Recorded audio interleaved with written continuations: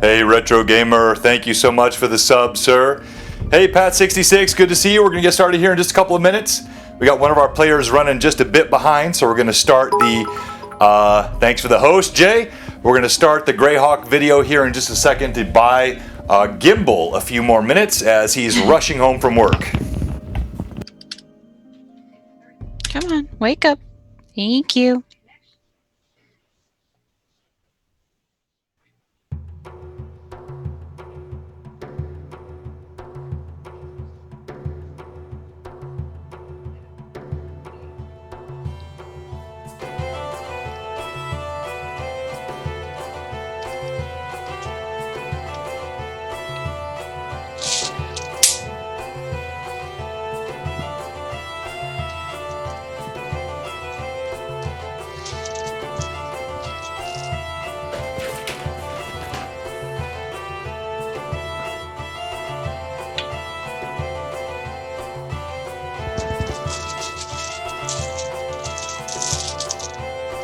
And here we go with our pre-roll.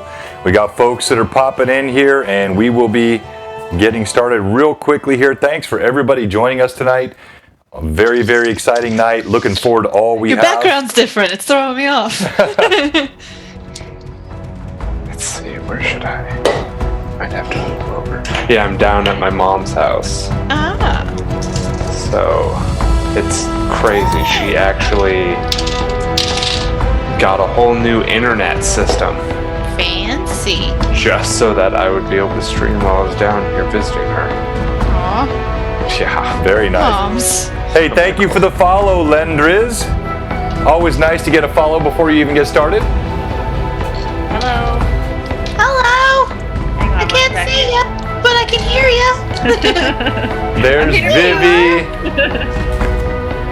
Rory said he's going to be late. Is that what he said? Yeah. Yeah, Rory's going to be a couple minutes late, so we're running our, yeah, we're doing well, thanks, Jay. We're running our pre-roll a little bit later than usual.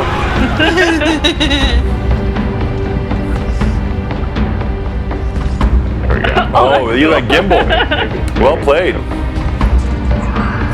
So we're going to cut.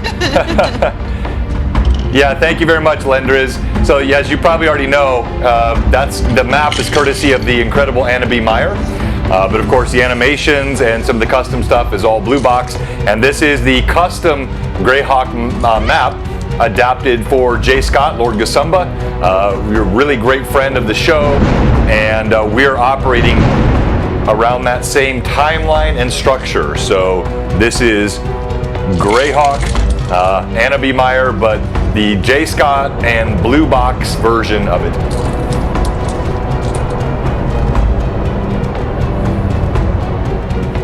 That's exactly right, the Altamira guy.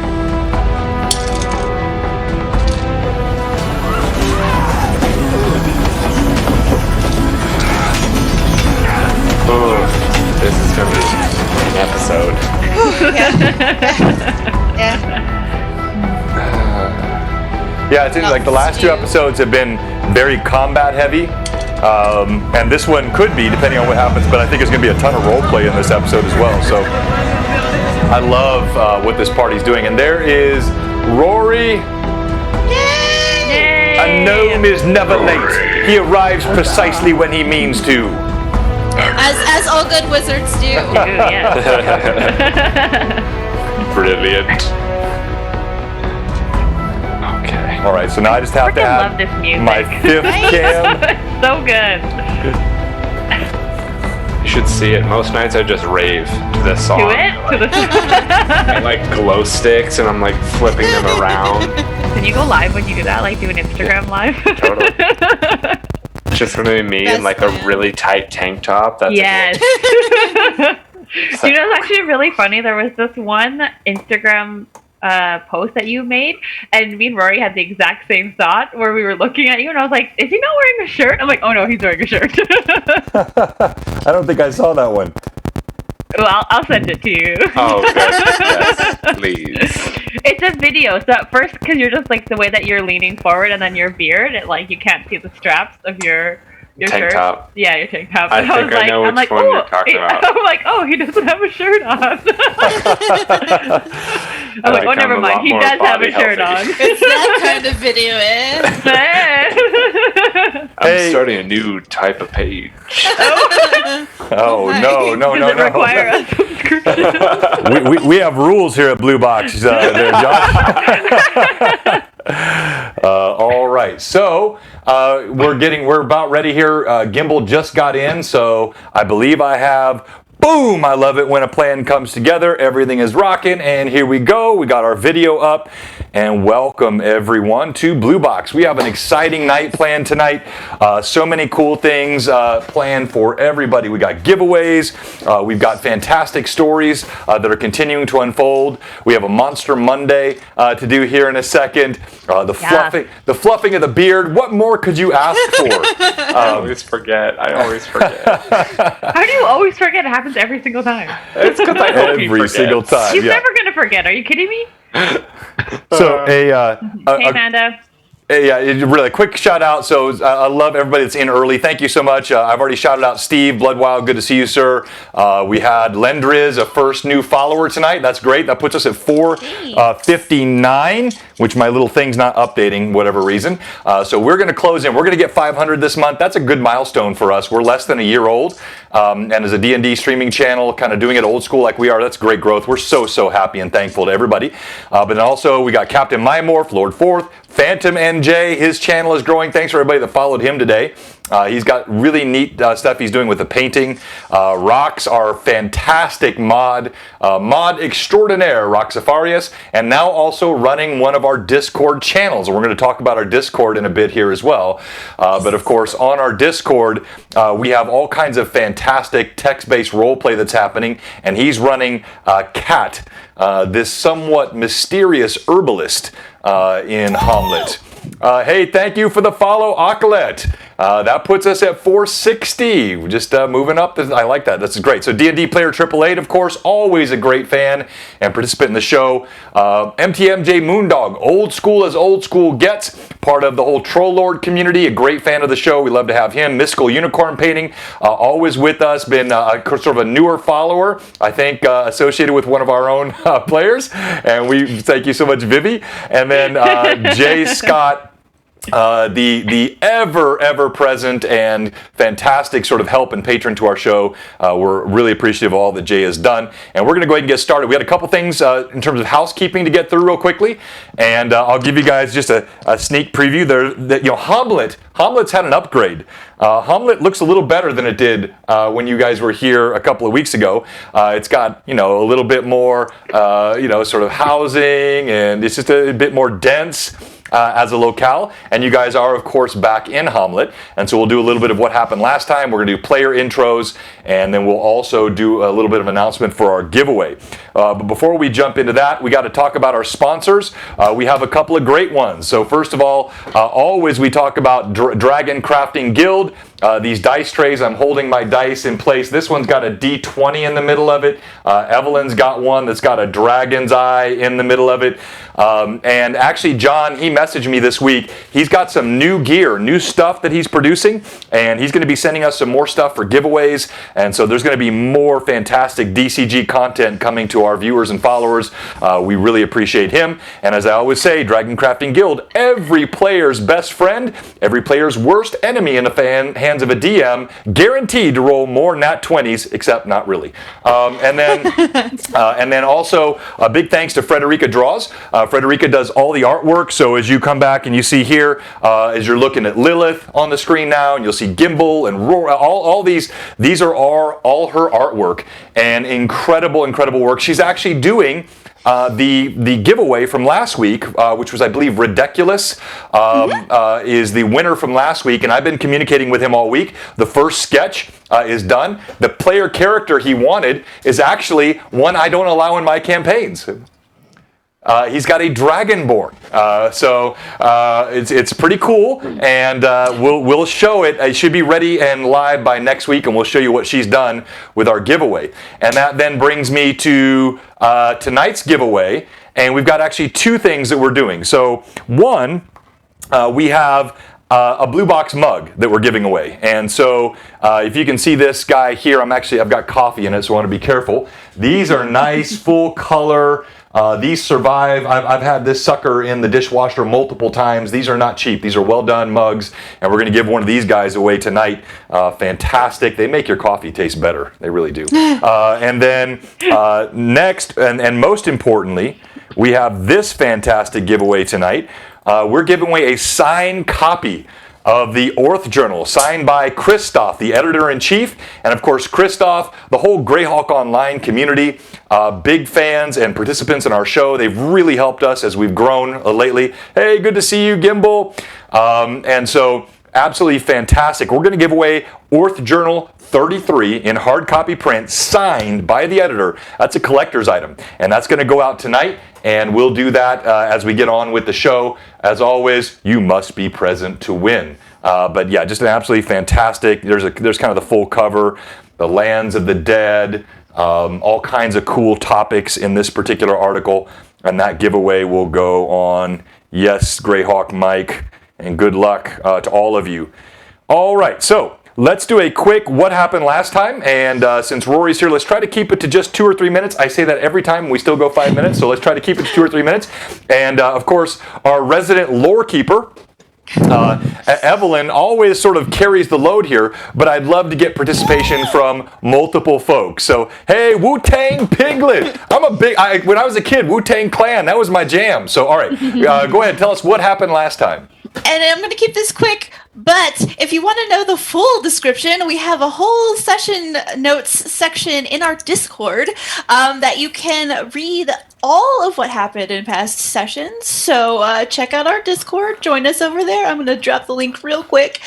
And all right, so last time we started off finishing our battle with the remaining mage, who was a tricky fellow and escaped again, leaving behind a giant viper for us to fight. And we managed to knock it down pretty quickly. Lilith got the final blow on that giant snake in the most druidic way possible. And we freed the Kristen and Tisa from the cage where they had been captured. Tisa had become kind of completely traumatized by something that had happened that she witnessed while they were there. And once they had been brought out of the cage, Brim and Uthar and Ashrin and Kristen kind of spent their time helping Tisa, trying to get her in a state that she could at least walk, and so that they could get them out of the fort. Millie and Gimbal started searching the other bodies in that room, and then Millie spotted the chest on the other side of the room. There was some weirdness. Millie actually ended up running out of the room away from the chest, and then Lilith and Brim actually figured out how to open it. They opened it, decided that Lilith, being the best person, decided that Millie might very much like to have what was inside the chest, and Brim, being the muscle, carried the chest out for Millie, because, Millie just feels all the love right now. So then everyone else kind of started making their way back out of the room. Millie and Gimbal searched the two bodies in the main palisade room and the courtyard, respectively. And then Gimbal moved off to be the coolest, most Banff guy that he could to interrogate the one guy we had captured, and was a little bit terrifying, really. All right, so I'm sorry, I got to interrupt you really quickly here, if I could, Evelyn, because we have had the most fantastic suggestion from our fans. Krenzlin actually made the suggestion, but D&D player 888 first noted. Josh's reaction, Brim, the player for Brim, are incredible during this, and I think for all future sessions, during the recap, you guys need to collaborate a bit ahead of time. Josh needs to act these things out. So let's have the best recaps in D&D Twitch anywhere. Let's do a little. I think with 10-15 minutes of pre-work during the week, we could have fantastic recaps with the narration coming from Evelyn, acting from Josh, contributions coming from both Rory and Vivi. Like, we could make this a fantastic interactive recap. All right, go ahead. Continue, please. So he interrogated the man and then basically told him, got a lot of information out of him, including more information about the orc, as well as someone called the Mistress, who is kind of the leader behind all of this. And then Gimbal left the decision of whether that man survived up to Brim, and walked away. And so while the party decided to gather all the remaining equipment items, the clothing, anything that was on any of the bodies, they cleared it all off. So there's a bunch of naked corpses laying around this moat house now. They gathered the horses. They gathered. Josh, you can act that out? They gathered what was still in the cart, got Tisa and Kristen actually into the cart. Brim sat the chest in the cart, which Millie, of course, followed. And they took the 4 horses, yoked the oxen to the cart, and loaded up. And as they were about to leave, Brim decided to rough up the captive man a little bit more to basically put the fear of God into him, and then said that it was time for him to make better life choices, and sent him screaming from the moat house as the ropes took the remainder of what remained of his flesh on his hands off. It was pretty horrifying. Then the group set out on the road. It went pretty smoothly most of the way. There was a little bit of discussion that happened. And then when we were almost back to Hamlet, we encountered what appeared to be Federin on the road. It was not, in fact, Federum. And Millie, Gimbal, and Brim realized it was not. Brim realized it first because he smelled wrong. And then a group of soldiers were riding up. this creature that had disguised itself as Fedrum, momentarily dropped its glamour that it had, and we saw what it was very briefly, and then it took off into the forest like a flash. And then the soldiers rode the rest of the way up. They introduced themselves as the headhunters of Narwhal, and they were looking for a criminal named Yaj Tox, and Yaj Tox, yes. Yaj Tox.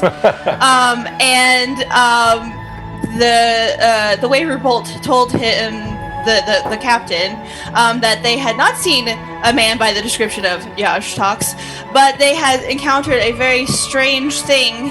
And then Gimbal, of course, asked him for his emblem, and as he is wont to do. And there was a little bit more discussion, suggestions that Gimbal might need some vision correction. And then they turned back around to head to Verbabonk to keep searching for this criminal that they were seeking. And the party continued on their way. There was a little bit of looking at this map that Lilith had found in the chest. Gimbal had gotten a scroll of a rope trick scroll.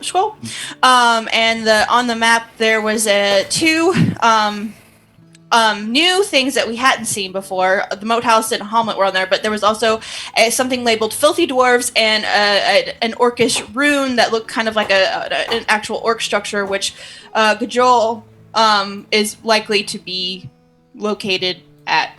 And that was the name of the orc that we had heard in a letter previously, and then was mentioned by poor Jace, the captive man.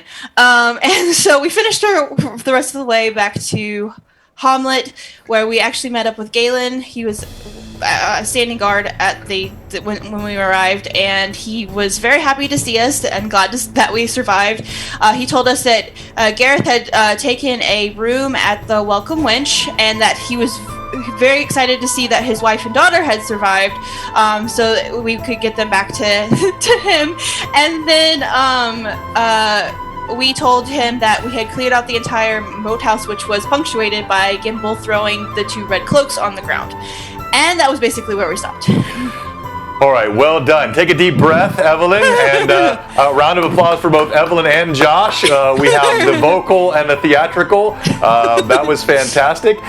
So let's quickly go through player introductions, and we're going to go counterclockwise. So we're going to start with Rory, we're going to go to Vivi, then we're going to get Evelyn, and then we'll go to Josh. Josh, when you're finished introducing your character, you're going to give us your Monster Monday, please. Let the fans guess, and then we'll get started with tonight's campaign. Go ahead, Rory, start us off. My name is Gimbal. I'm a gnome, illusionist, 3'1" of awesomeness. I level 2. I think that's all that we do for that. That's good enough. Yeah, you can say anything else you want, but that's fine. And level 2, and by the way, I'm sorry, I'll let you go, but I owe all the party XP. I told you you'd get it today. You will get it today. It's just going to come after the show. But don't worry, nobody's ready to level up, so it doesn't matter. All right, go ahead. Continue. The only other little plug that I got would be that for the GHA stats, Lilith rolled the 300th roll when she attacked the Viper. And the DM is leading with 138 rolls, and Millie has 81 rolls. That's fantastic. So, no one on the show knows what you're referring to except us, the players. So, what I'm going to do next week, Rory, I haven't had a chance to look at your latest spreadsheet. Sorry, it was kind of a busy day, but I'm going to bring that up next week. I want all of our fans to see the incredible detail. I guarantee you, there is no other show that has the notes of Evelyn and the stat keeping of Rory. Man, you talk about keeping a DM on his toes. I can't make crap up. I got to make sure I'm paying attention to what I'm doing. I know every name and every age. Every name, every age. I can't make mistakes session to session. Like, this is the ultimate. Wait a minute, wasn't she 2 years ago? Yeah, exactly. Like, accountability for the DM. I love it. All right, let's go to Vivi. My name is Vivi. My character is a Greyhawk Wild Elf Druid, a level 2. She doesn't care too much about money. She likes to collect odd trinkets, and currently she smells of sweet rolls and flowers. And if you want to know why, check Discord. I know why she smells. Well, why she smells different. She kind of always smells, but She always smells, but she smells sweet. No, Sweet and floral right now. What a fantastic segue. So let me do this real quickly. By the way, thank you, Indigo. That's great. Just stay as long as you can. But yes, it's all Greyhawk. We love it. Good luck with whatever you got going on tonight. We'd love you. Want to watch any of our past episodes? They're all posted up on our YouTube. And then Vivi just mentioned our Discord account. If you're not on our Discord, you are not getting all of Greyhawk Awakening. And our Discord it's not Greyhawk Online, it's not Cannon Fire. This is not a place where we're doing sort of the broader community and all of the great stuff that those channels do. We love those guys, they're awesome. We're not in any way competing. Blue Box's Discord is all about the campaigns. So the campaigns are extended. They're not just a one session on Tuesday or Sunday, they happen all week long. We have fantastic text-based roleplay happening. You have the Hamlet Supply and Trade, which was actually in the original Hamlet module, the home of two nefarious individuals of Gygaxian crafting. Now we have actually Federum, who's a much more benign figure running the Hamlet Supply and Trade. We have all kinds of cool things happening during the week. So the Discord was just dropped in the chat. If I know, no, it hasn't been yet, but I know it will be. Because Evelyn is just that awesome. I did it earlier, but I will drop it again. Let's hit it one more time. If you're not there, you are. Yeah, if you're not in our Discord, you're missing some of the campaign stories, the chat, the things that connect. Think of it like the cartilage, holding and connecting ligaments and things that connect the tissue of the campaign during the week. All right, let's go. Sorry, was that too gory? All right, let's go to Evelyn. Hello everyone, I'm Mary Millie, and I am a level 2 half-elven swashbuckler. Yes, and I love gold, and Lilith gives it to me, so I love Lilith. Outstanding, and then last but not least, Josh. Hi, my name is Brimstone. I'm a level 2 half-ogre fighter, standing 7.5 feet tall and built like a truck or tank or boulder. No anachronisms, Josh. I'm sorry. All right, outstanding. All right, and then last, go ahead and give us our Monster Monday. Sure. Here I sit in my smoky halls. My hellhounds come at my call. The pounding of feet accompany dance and song. Here I sit, here I belong. My great sword hung upon my wall. By Hecaton's blight, dragons make my skin crawl. The forge is my own as well as my home. A blistering heat body made with burning bone.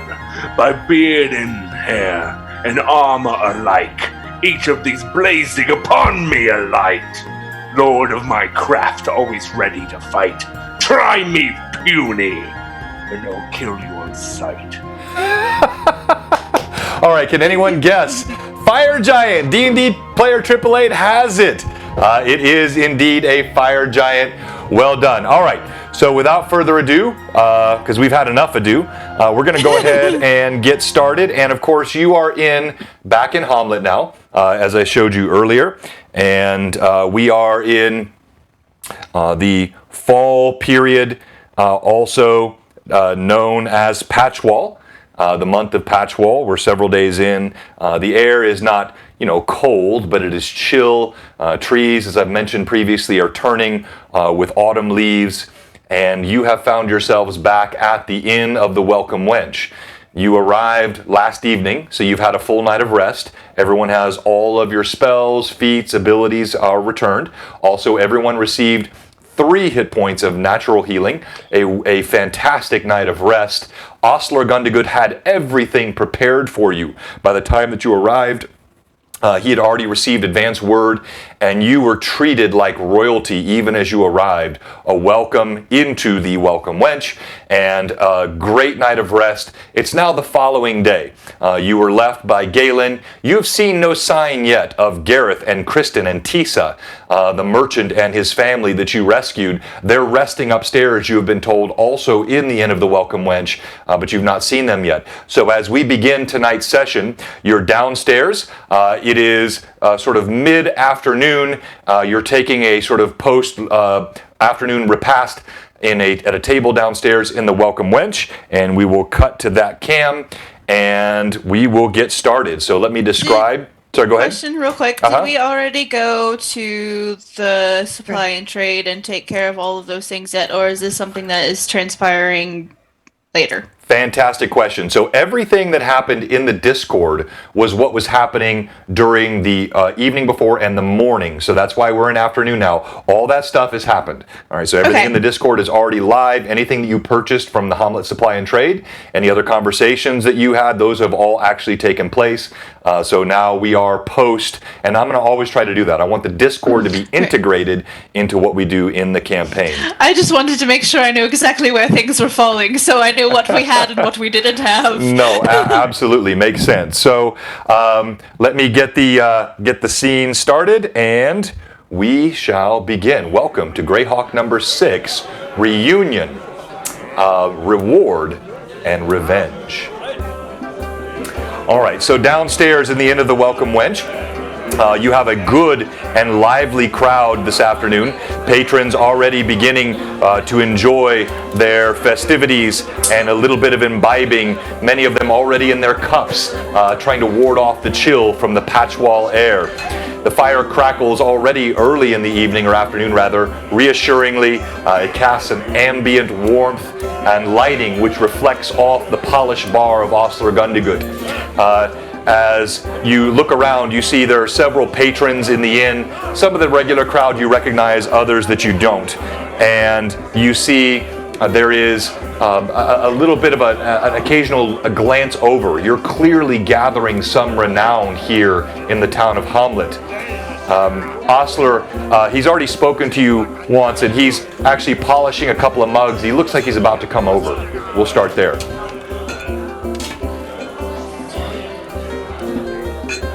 While you're getting ready, let me just recap for everybody. We do have a new mini. So this is Brim here, the giant one. This is Lilith. This little guy here with the hat, kind of tough to see. Let me move the serving lady. This little guy here with the hat, that is now Gimbal. We have the freshly painted mini. I should have shown this earlier. This is now the freshly painted mini for Mary Millie. And it's kind of tough to see here, but the code is actually painted with the same decorations you see. It is fantastic. Well done. Done by Evelyn herself. So that's Millie. You have Lilith. And then lastly, you have Uthar here.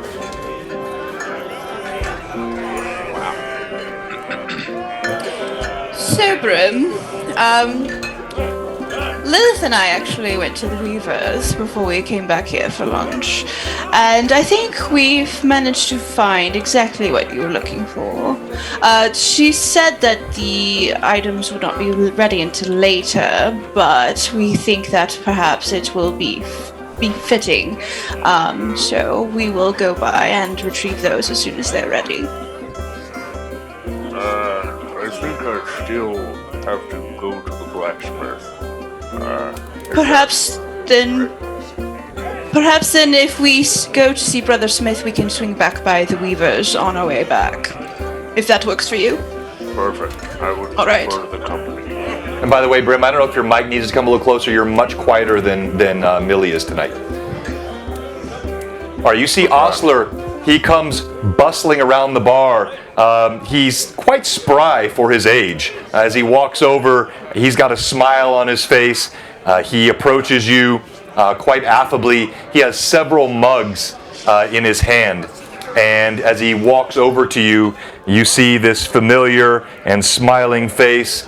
He actually welcomes himself, kind of sits down, pushes up to your table. I'm quite shocked you all returned. You have proven yourselves to be... We've not seen adventures of your ilk in many, many a year here in Hamlet. Well done in huzzah. He sets down tankards in front of each of you. For Uthar and for Brim, they are tankards of milk. For the rest of you, you see there is a rich-looking ale inside the mug. A fresh and actually quite potent odor emanates. He says, I have a fresh shipment of Furandish Spice Ale on the house. And for all of you, what do you call yourselves again? The wayward molting, or the daylight fall, or what? No, dear, we're the wayward bolts. Oh, the wayward bolt. You see, Uthar kind of drops his head a bit at that name, and Osler says, Well, in any case, I am quite impressed, and for the remainder of this year, all the way into the new year, you have free rooms and free drink and free food here in the Welcome Wench. You are my welcome guests. I am most thankful for what you've done. This is unbelievably generous of you, Osler. We appreciate your kindness and cannot even begin to express, I think, how very nice that is of you to do this for us. Oh, think it nothing, think it nothing. he watches Brim chug down the milk. He lifts his finger. Dahlia, another milk, please. And you see one of the serving girls bustles back behind the bar to get Brim another milk. As Gimbal sees Brim do this, he'll kind of, this whole time he's sitting there a little quiet, a little bit to himself. Taking this probably oversized mug for him of ale, he'll do the same thing. Like, chug it back. Oh dear. Lilith will grab her mug and she'll kind of hold it like this and then just kind of swirl it around a little bit, looking into it. Yeah, it's a rich amber color. It's got a frothy head. You tilt it back. It's warm, nothing too burning, but it's got a nice spicy flavor to it. It's quite soothing and comforting as you drink it. It just makes you feel warm inside. You'll like this one, Millie. So yeah, Millie's gonna give it a nice sniff, and then she's just gonna down the whole thing, and slam the mug down on the table, Right. and then take her hip flask and take a shot of that as well and stick it back on her head. Can we see if Gimbal beats Millie?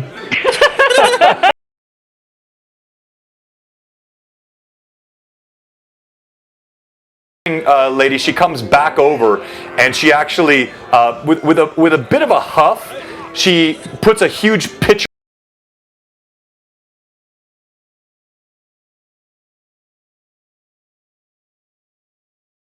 Many trips. Here's your milk. Thank you.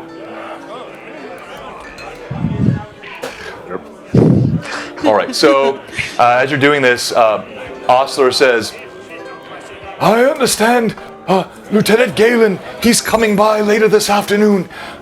He said he has your reward, and he's quite keenly interested in what you found at the moat house. By the way, what did you find at the moat house? A lot of very nasty people.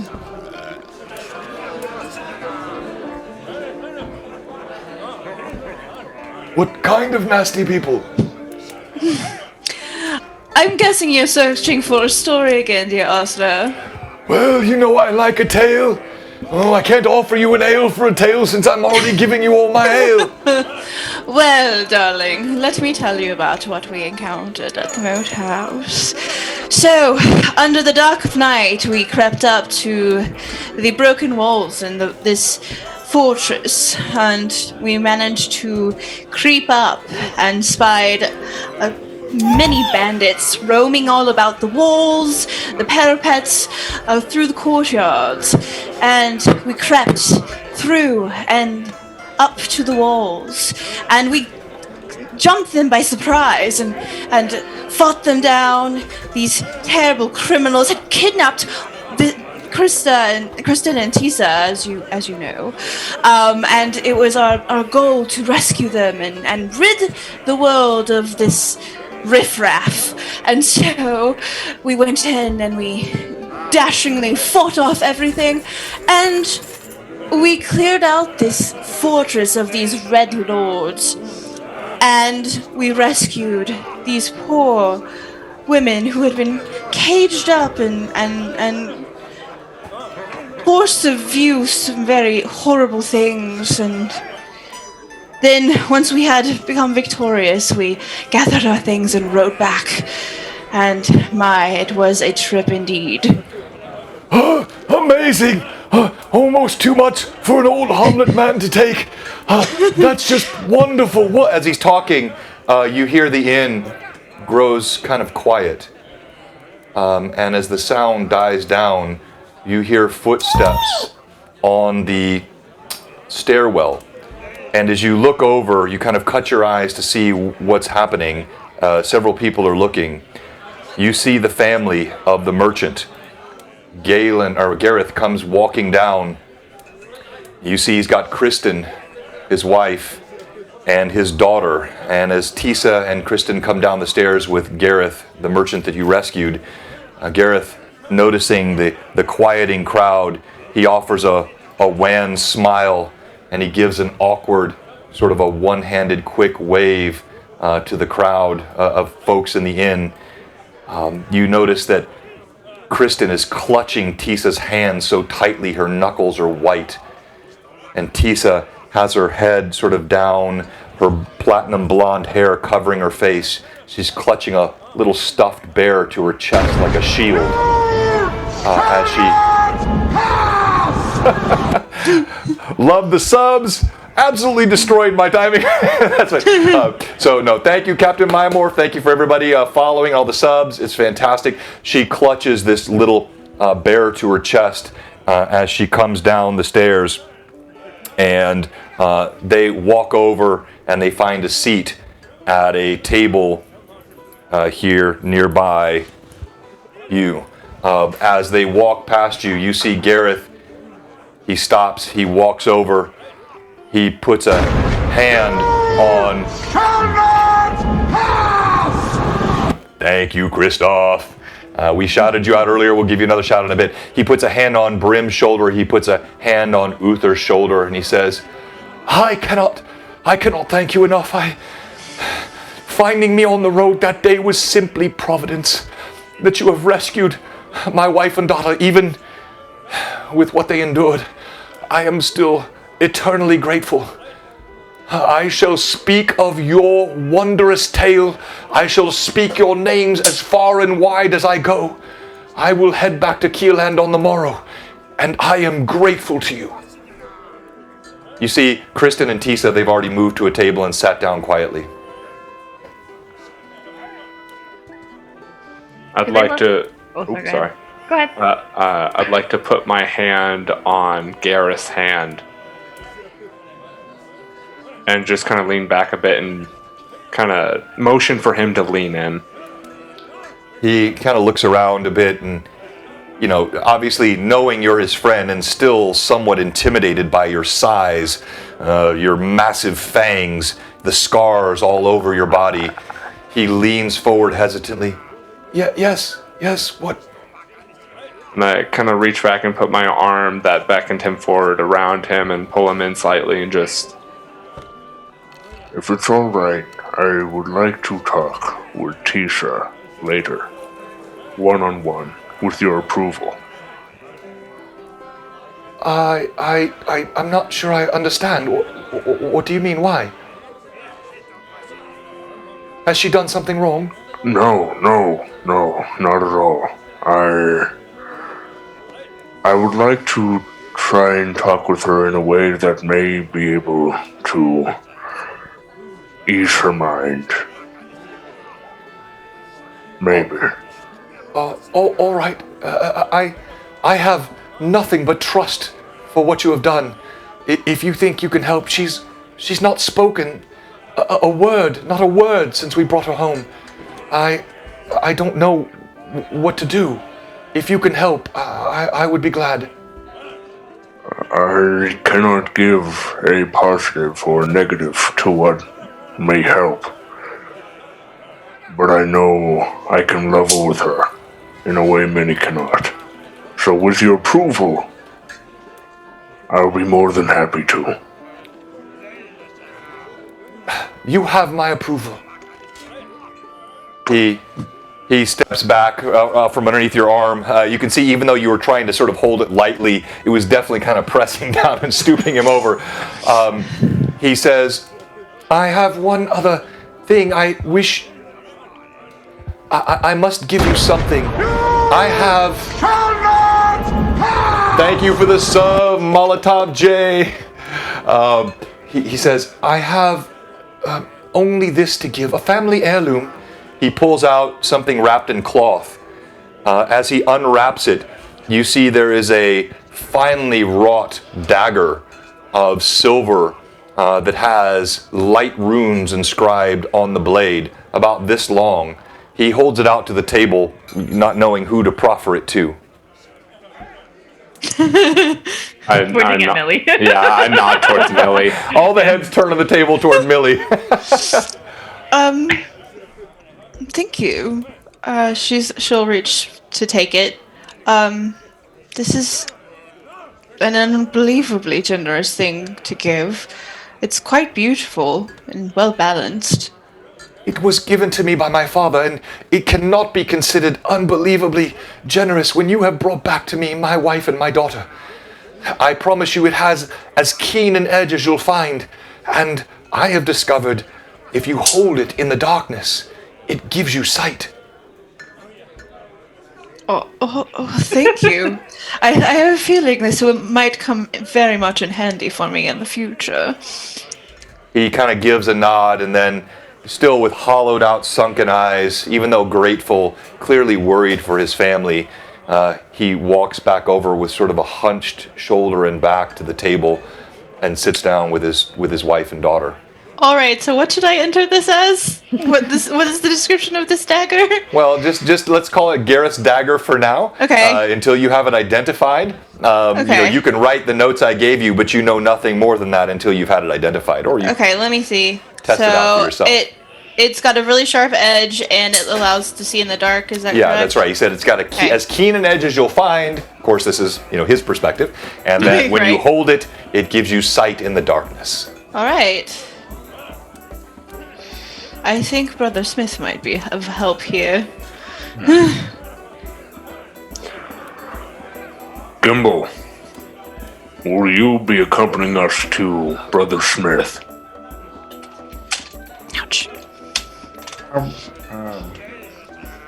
When are they going? Hopefully soon. I would like to finish this meal. We keep running out on our meals, and I'm a bit hungry actually. You keep running out on your meals. I've been eating meals. Lilith was in a hurry, and I didn't want her to get herself killed, so. Yeah, I can go with him. Thank you. As you're talking, you see Kristen walks over, and she's holding Tisa by the hand. She leans over toward Brim and she says, Master Ogre, your name? Brim, ma'am. You speak so well. I forgive I did not know. I've never seen your kind civilized before. Forgive me, I don't mean to be rude, but I owe you Fine. Gareth, my husband, he has told me that you wish to speak with Tisa. Here. And she walks her over. There's a table here in sort of the front. She walks over and she shoos away the gentleman that's there. She speaks to him quietly. He walks away from the table and goes to the bar. And she beckons you over to the table. I look at the group, and I look at Krista. Mm-hmm. Kristen. I mean no ill intent, but I was wondering if I could take her to my room and talk with her. I know that is asking a lot of her as well as you, but... Okay, so I'm gonna have you roll a diplomacy check. Now you've got huge benefit here. I'm gonna have you go ahead and roll this with advantage because of what you have done. you are clear. But asking this woman to take her 9-year-old daughter to your room after the trouble she's endured. I know. That's asking a lot, Brim. And by the way, I will cut your cam off so fast tonight if I have to. So I'm just kidding. Come on. I'm just kidding. That's a natural 19 on the die. And then I add persuasion. All right, all right, yeah, add that. Half ogre diplomacy for the win. That's exactly right. That's what it is. And then 18. All right, MTMJ, a cold beverage every time. He drinks one every time someone follows or subscribes. So let's get MTMJ completely schnockered tonight. So you see, Krista, she looks around. She looks at Gareth.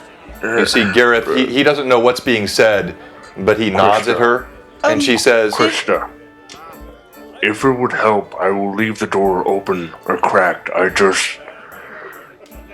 This isn't the atmosphere to have the talk that I'm wanting to have. If I may interject? well, so you're at the table. Now, Brim's voice does carry. Oh, sorry, I forgot that they had moved away. Yeah, they're at a separate table. So here, let me bring it back up on screen so you can see. So they're at this table here, just a few feet away.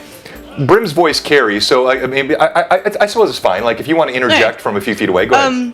I'm going to actually come a little closer because this is clearly like a conversation that should not be had.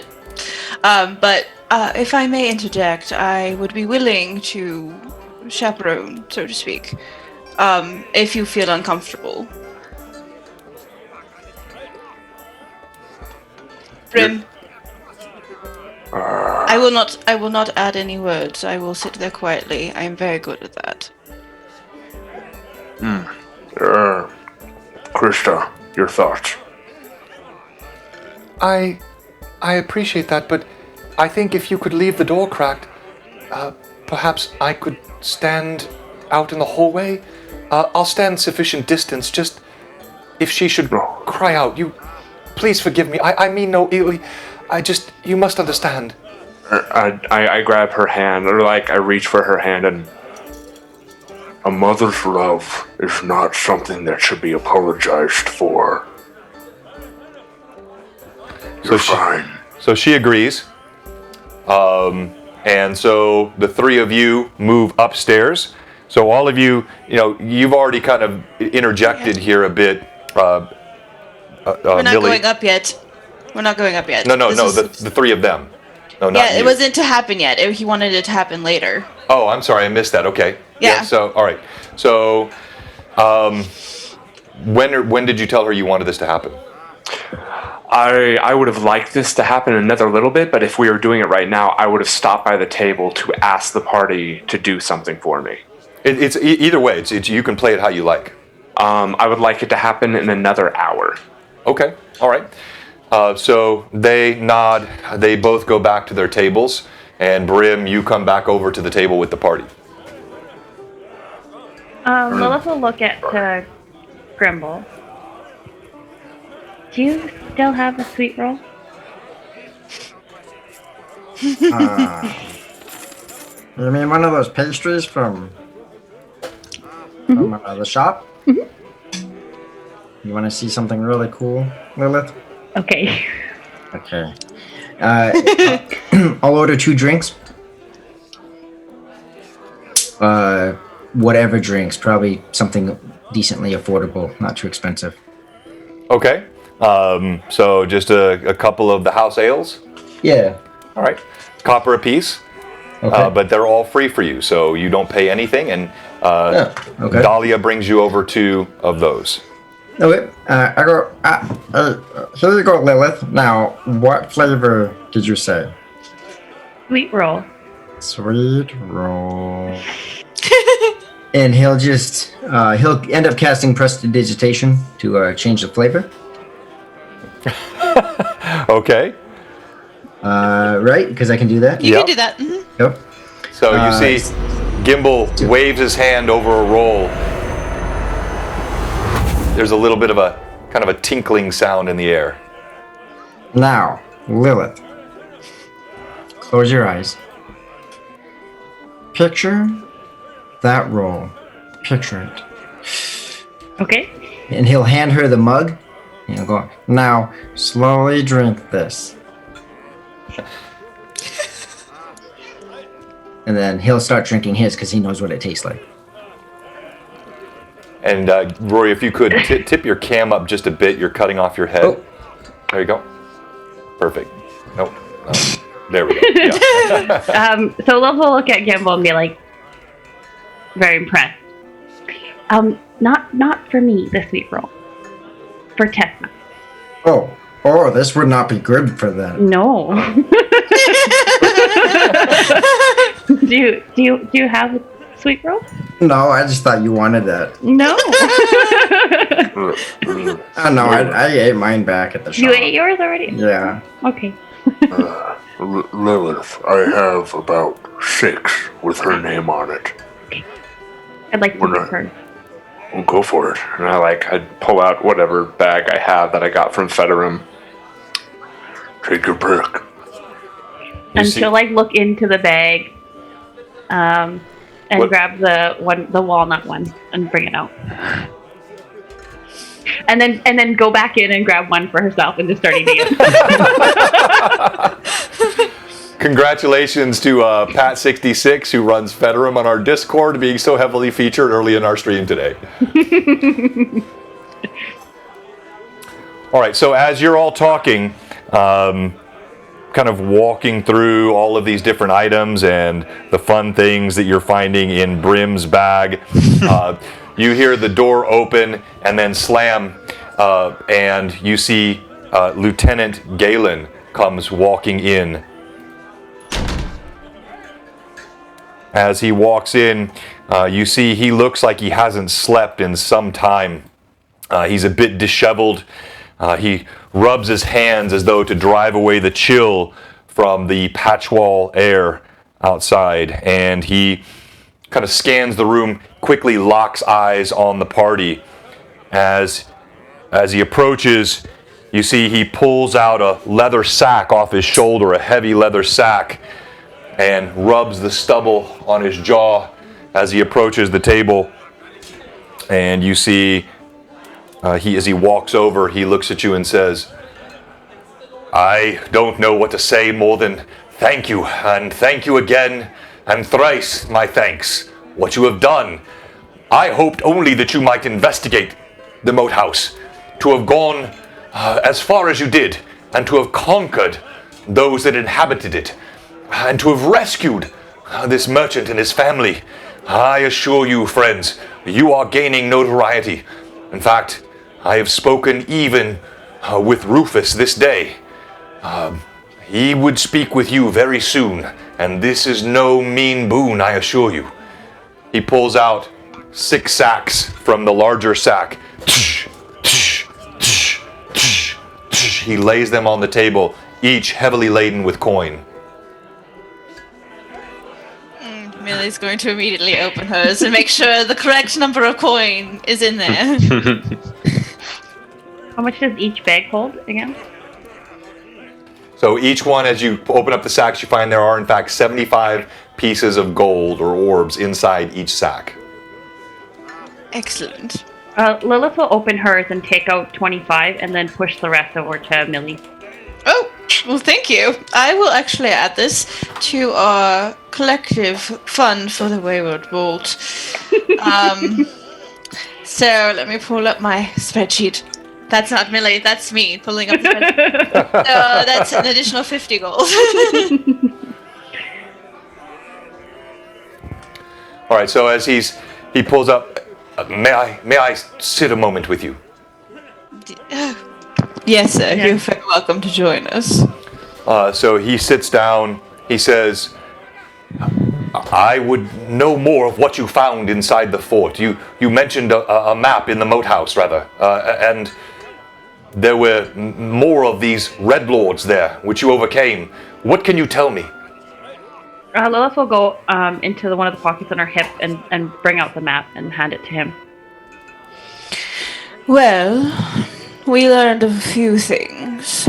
Though we found a letter that mentioned a Gajol, an orc, who we heard further about from one of the men himself. As well as there was some discussion of a mistress that they apparently all follow.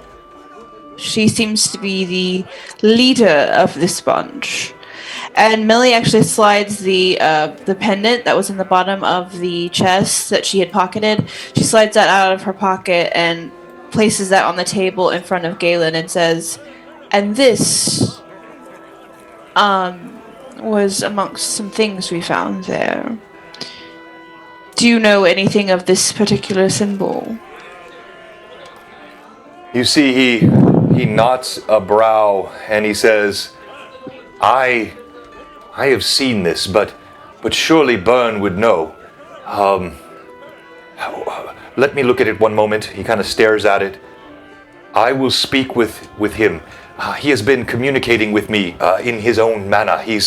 Has arcane skills, quite strong. I will ask him of this symbol." All right. Well, anyway, and she just kind of takes the symbol back and slides it back in her pocket. So yes, we also found the map, which I believe Lilith has already mentioned, and there seems to be some greater plot taking place. We heard mention of them planning attacks. Though we know not where, we were not able to get that information. But we know that we had been attacked on the way to Kron in our previous travel, and they had taken over the moat house, so they seem to be well spread out in this area.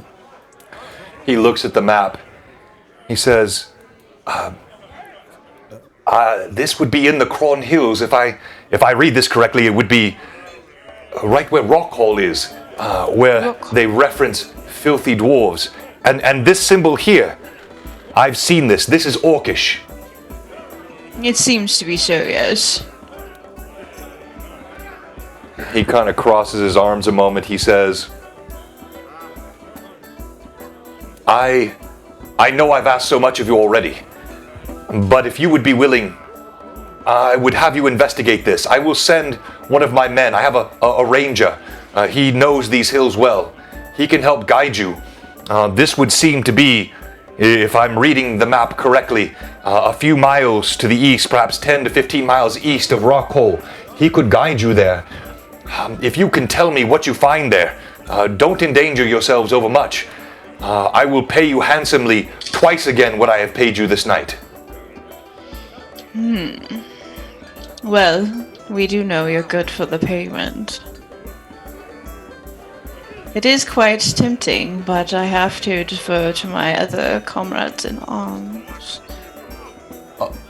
Of course, I would expect nothing less. And I assure you, if you are successful in this, you will have an audience with the illustrious Rufus and Byrne, or whichever one of them is in the tower. They are both headed back they have been in Greyhawk, and they are returning, I have word. You will be honored to meet them. Give us the evening and we can get back to you in the morning about it. He nods. With that, he pushes back from the table. He gives you each a look and sort of a nod and a wave of his hand, and he spins on his heel and walks out. As he's walking out, Millie's going to just stop him away from everyone else. She wants to say something to him. All right, so you're walking toward the back of the inn. You catch him as he's about to go through the door, and as you do so, he turns. What do you say? I say, "Hello, dear. You look rather harried. Are you doing quite well?" Well, I just haven't had time to shave. I see to think you might be overworking yourself. Yes, and by the way, for our viewers, I know the difference between harried and hairy. Just Galen. He looks at you and he kind of gets a sly eye and he says, "Do I take your meaning as I think I take it?" I would hope so, dear. When do you get off duty?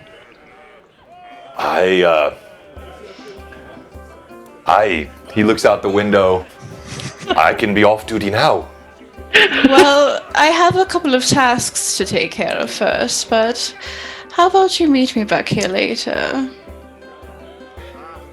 He looks around a moment, clearly feeling like you can just see it on his face. You're way out of his league. For all of our viewers, if you haven't seen the character sheets here, perfect timing. So this is Mary Millie that you see up on the screen. Mary Millie has a comeliness of 20. Which, if you don't know old school D&D, comeliness separate from charisma. Sorry, I'm doing a little OOC here. Comeliness separate from charisma is her actual physical appearance. This is a goddess in human form, and Garrett he starts stumbling. Galen starts stumbling over himself. Yes, I'll be back. Excellent. I look forward to it. He like you see, he's flushed, he's flustered, his face is red.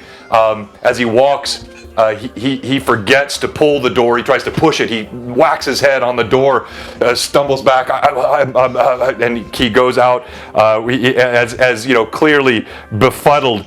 And as he does so, he slams the door. When he looks back, she just kind of out. gives him a little wink, and then turns around and goes back to the table. He slams the door closed, and as he does so, he's kind of muttering to himself as he walks out. Once Millie sits back down, and after that ale that slammed pretty fast, he'll just lean over and. Looks like you collect different types of little tokens. Oh, Gimbal. Sometimes a girl's got to blow off some steam, you know? And it's been a hard trip. I see. Lilith will I guess if that floats your boat. Lilith will grab the map off the table and roll it up and put it back into her one of her pockets. And she'll kind of scooch over closer to Millie and she'll look at her. So you roll up the map, you scoot closer to Millie. Millie, you see Lilith as she's tucking the map in her pouch. By the way, I don't like to interrupt roleplay too often, but every once in a while one of the viewer comments deserves note. Pat66 said that Galen was like a 14-year-old nerd who just talked to an 18-year-old cheerleader. All right, so Lilith, you scoot next to Millie. And then you'll see her go through one of her pockets on her hip, and she pulls out a little pot, and she'll open it up, and she'll smell it. And it's the flower one, so she'll put her finger in there, and then just gently rub it behind her ear on both sides, and then close it back up and put it back in her hip. Millie's like a little bit like, what is happening right now? And then realize what she's doing because she saw Lilith do it earlier in the shop and goes, thank you, dear, I appreciate it. And she kind of like gives her like a little like a wink. for later. Yes. All right, so we're going to take just a quick second here to remind everyone, thank you so much for all the new followers, the subs. We just are so appreciative to our viewers and fans. And a reminder, of course, that tonight we have two great giveaways coming later. We have one of these fantastic Blue Box mugs, full color, dishwasher safe. I've washed this one many, many times. They stay nice and vibrant. You definitely want one of those. But then the prime prize of the night is this guy right here, a signed Orth Journal. Signed by Christoph, editor-in-chief of the Orth Journal, also runs Greyhawk Online, a huge friend of the show. And those are going to be given away later in the evening. And so we'll give you more details on that on the break that we have coming up. All right, so back to the action. What are you guys doing? I'm just going to finish up my meal and prepare to go with Brim and everyone to take care of our activities that we need to take care of. Okay.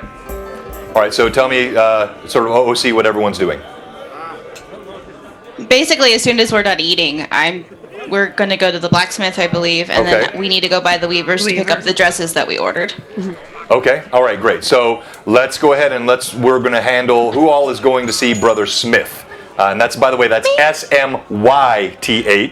Yep, I fixed that in the notes on the channel, by the Great, way. yeah. So. And he is the original purveyor of the smithy in Hamlet back 40 years ago in the original Hamlet module from Gary Gygax. But he's a dwarf, and so he's aging quite well, and he still runs the smith. So who all's headed there? Is anyone else doing anything differently? How far is the grove from where we are? The Grove is just a mile and a half or 2 miles down the road. You know exactly where it's at. You've been there before. Okay, Lilith will go to the grove while you guys go to the smith. All right, why don't you go ahead and tell the party what you're doing? Or don't tell them, just walk out. Either way, what do you want? Or maybe she does want to just walk out. Lilith will look at Brim specifically because it's more his thing. Are you guys heading to the blacksmith? Yeah. It was the plan to go there first, I believe. I'll meet you there. I'll meet you at the Weavers. I'm gonna go to the grove. That sounds perfect. We'll see you in a little while, okay? Be safe. Be safe. All right. So you all head outside. As you do so, Osler kind of gives you a tip of the hat and a mug, and you see several of the patrons kind of wave at you. There is definitely a minor celebrity that has begun to follow you now here around the town of Hamlet. You're becoming better and better known. You get out on the streets, and again, it is late afternoon now. On this, the 9th day of Patchwall. There's a good autumn chill in the air as you see several of the trees, leaves are turning beautiful reds, oranges, autumns. There's the smell of chimney smoke in the air, the sweet, smoky essence. And as you travel along, you head along this road. Hold on, let me wait for the thank you, Camolise, for the cheer. That gives advantage to any one of our players, so just tell us who you'd like to give advantage to. By the way, we get this question a lot. What system are we running? We're running 3.5. But we're using a lot of first and second edition rules, so things like comeliness, group initiative, but then we have one 5e element, which is advantage. I think that's a cool thing. I like to add that into the game. So you head along the road here and the blacksmith around the corner, and so I'm going to go ahead and transition the scene. As I do that, you guys can kind of talk as you're walking along the road. Lilith, you've headed up to the grove. Do we have all the extra armor and stuff with us? Did we bring that? So it's in a wagon. You can bring it with you if you wish. Yeah, because we were looking to sell those or possibly get them remade into something for Brim. Okay. And I'm also bringing the ring along that was in the bottom of the chest along with the pendant and stuff, the gold ring. Okay. Because I want to see possibly about selling it or finding at least out its value. Okay, very good. All right, so you all walk the streets of Hamlet as you head along. Again, even the same thing you found inside the inn. As you're walking along the streets, several people, they nod. Even the fear that Brim saw in eyes before seems to have left. Oh my goodness, Lord Grendelwolf, thank you so much. So that is good for 4 advantages. Just tell us which players you'd like to give them to, or you can give them all to the DM if you want to be a really nasty guy. So as you head on, then you 1 advantage for each player. So Gimbal, Rory, Lilith, all of you, write those down. You now have an advantage, which will come in handy at some point, I'm quite sure. So you then find yourselves, and you can check your screens, you'll see it there. You find yourselves back in the smithy. And as you walk in, you see there is Brother Smith. He's actually got one of his smaller anvils sitting out in front of the cabinets. You see all the various blades. You see stacks and stacks of items. He's got a huge chest, iron bound, sitting on top of one side of his table. You can smell the smoke. He's got the larger forge in the back, but he's doing something here with a smaller implement. As you come walking in the room, his head tilts up and he looks over at you. Aye, welcome. Good to see you again. Good to see you as well. We've come for a bit of business, if you'll have us. Hello there. I have not been here before. He looks up. Aye, you're so pretty, lass. I'm Millie. It is very nice to meet you. And good to meet you too. Good to see you. And he looks over at Uthar. He says, I got your armor, but your blade, he points over at Brim, your blade is a bastard. I'll be in less than another whack to get the blade on. To keep a tempering on the edges. Too long for my forge, and I'm battling that bastard as best I can. It's good to know it puts up as much fight as I do. You see he breaks out in a pretty wide smile, and I'll show you again what he looks like in case you've forgotten. He looks very close to what you see in the mini there, but he is a heavily muscled dwarf with white hair. And he's got a leather apron over the front, rippling veins covering his arms. He kind of sets the hammer down, thunk. It's even heavier. You can just hear, by the way, even though he gently touches it to the floor, thunk, it hits the ground. And he looks up. I got something else for you. And he reaches behind the counter, and you see he pulls out a huge leather jerkin with studs on it. And as he holds it up, you see this is, in fact, a brim-sized leather jerkin. And he looks over at you, kind of winks and smiles. I forged 2 into it for you, lad. That's very nice. You didn't have to. How much do we owe you for this? For one of this kind, I would normally be charging you at least 50 gold. But I'm late on your sword and still battling that bastard, so I'll give it to you for 40. You've got it. I mean, we also have some items outside we'd like to either trade or see if it can be made into new armor for me as well. Bring them in, I'll take a look. And I'll start doing that. While Brim starts bringing stuff in, Millie's gonna pull the ring out and show it to him. Sir, I was wondering if you could possibly give a value to this, or if I should take it to a jeweler or the like. It's just a simple golden ring, it seems. He pulls it from your hand. He says, He bites it. This be good solid gold. I don't take it to Joram. He good for gems, not for gold. He'll take you for all you're worth. This is worth at least 15 pieces of gold the way it's forged. Well, I would like to put the value of that then towards his armor, if possible, since it's part of the what we have collected as a group. But also, I was wondering if you could tell me a little more about this. And she pulls the dagger out and holds it kind of almost reverently in her hands because she knows it's a pretty nice weapon. I was given this as a gift, and he could not tell me more about it other than it has a keen edge and might allow me to see in the dark while holding it. so he arches a thick, bushy brow, and yes, per the chat, dwarf arms must normally be quite burly. No skinny arm dwarves. So he flips the ring up in the air, opens a pouch. You see it drops in. Done and done.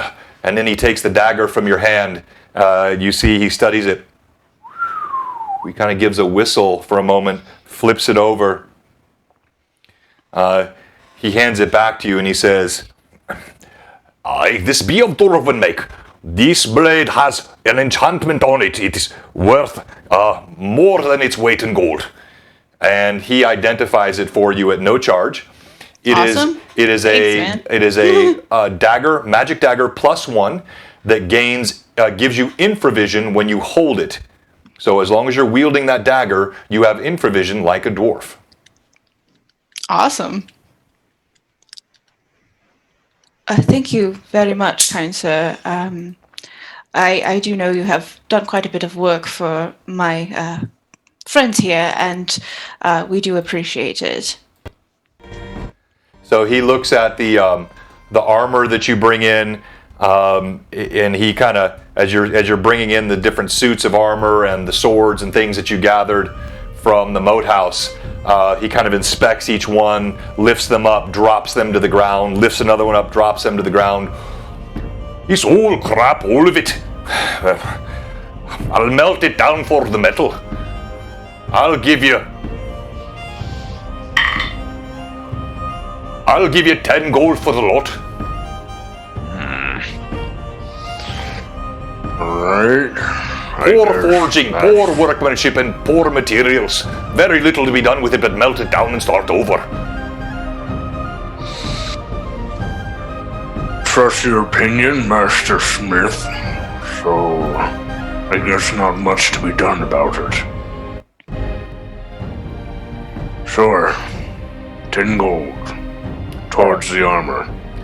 All right, so you've got that. You've got the leather. So what he handed to you, Brim, which you spent 25 gold on, minus the 15 that you were credited for the ring, you now have studded leather armor, sized for Brim. So that will give you the same armor class bonus as standard studded leather armor, but it's Brim Finally. sized. Brim, for our viewers, Brim, our half ogre, because of his size, he's been running around without armor of any kind for the first 5 sessions of the campaign. And while he has a lot of hit points, he also gets hit a lot. And so a little bit of armor will go a long way for Brim. So you finished all of your different transactions. Is there anything else you'd like to do with Brother Smith? Sorry, Brother Smith, you wouldn't happen to have a finely made dagger, would you? Well, of course I. What kind of shop you think I'm running here, lad? What's the best dagger you have, and how much will it cost me? Well, I'll be clear, I have nothing like what the lass has there with the magical enchantments upon it. But I have a quite well-crafted dagger I can provide to you. He walks over behind the counter. You see he pulls something out from behind the counter. He doesn't actually carry his anvil with him, the way that figure looks. And he comes back around the other side, and he's holding out, it's actually a pretty long dagger. It has looks like a keen edge to it, a leather-wrapped handle on it. This blade is masterwork. It will cost you, for you and my friends, I will, for 30 gold.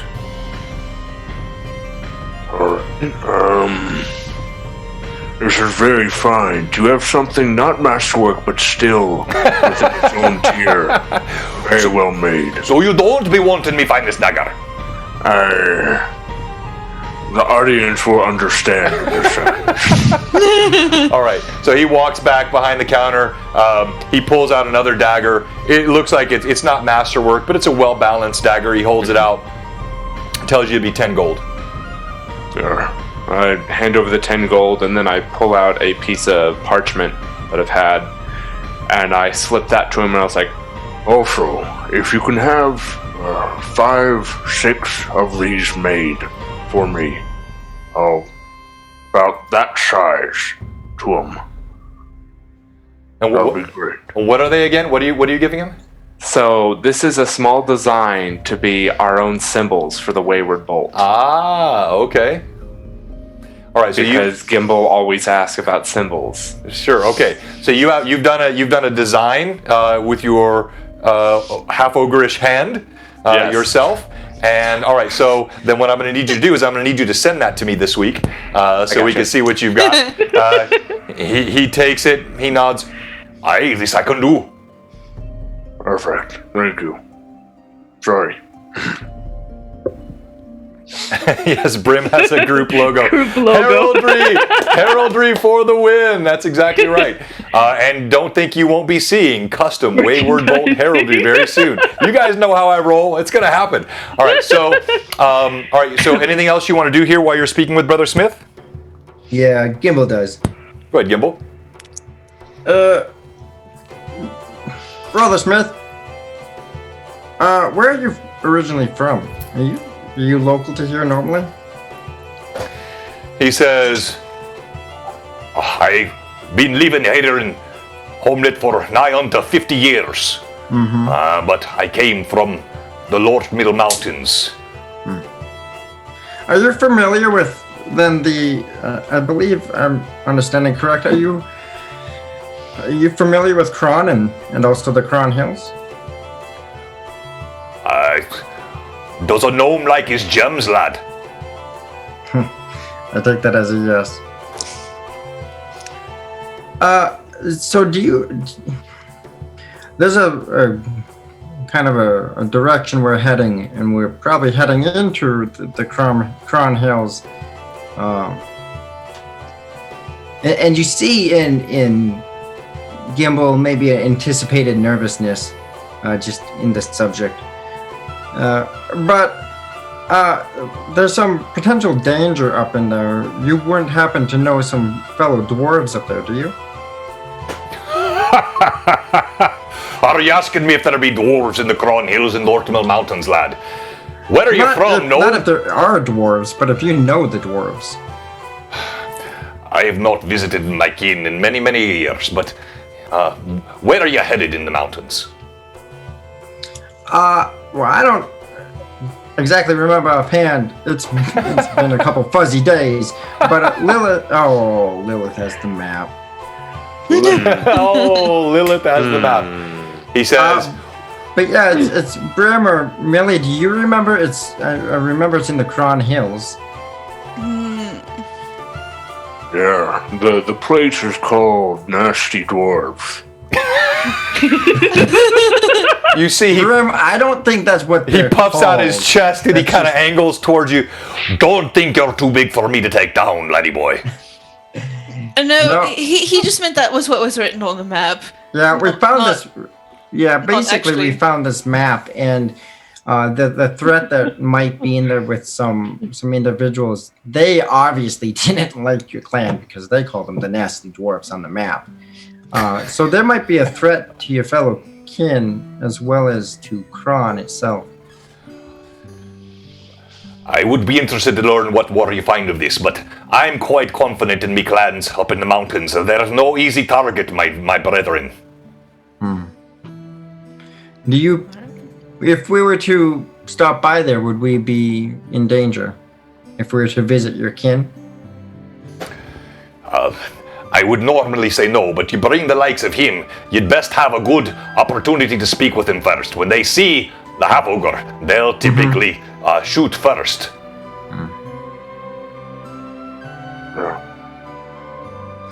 Okay, I wanted to let you know, and I figured you probably knew them, and maybe, so there's something going on over there. So, okay. He nods at you. I wish you could tell me more. I could perhaps be help to you, but there are big mountains and there are lots of doors. She has the map, and I'm pretty sure I just drank something way too fast. It's good to pay attention to the things the DM gives you and shows you. I've showed it to you many, many times. All right, so you all head back out. Anything else you're doing in here before you leave? All right, Lilith, so let's cut to you. And we'll do this quickly before we go to break. So as you reach the grove, hey, thank you for the follow, Radasius. We appreciate that very much, sir. And as you head out toward as you head out toward the grove, it takes you no time at all to find the grove. And as you walk in, you feel that familiar sense of comfort. And thank you, Crazy Walls, as you feel that familiar sense of comfort and ease as you walk through. There is a lightness to the air, that same sense that you had previously. And you find Jeru. He's actually sitting on the same stump that he was in before, but you see no sign of his bear. He looks up. Sure, go ahead.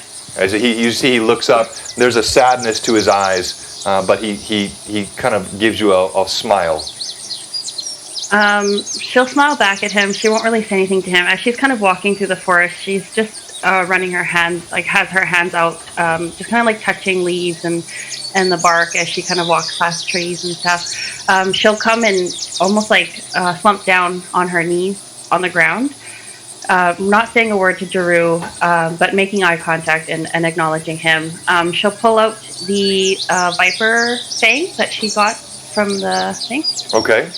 And just in front of her, she'll sit and she'll dig a little hole and put the viper fang in there and kind of close it up, bury it up, and then just meditate for a bit before returning back to meet with the group. So as you do this, You see Jeru, he says nothing to you, but there is almost a silent communication that transpires between the two of you. You can feel empathically the deep sorrow. He has lost his longtime animal companion. The bear that you saw just days ago has passed.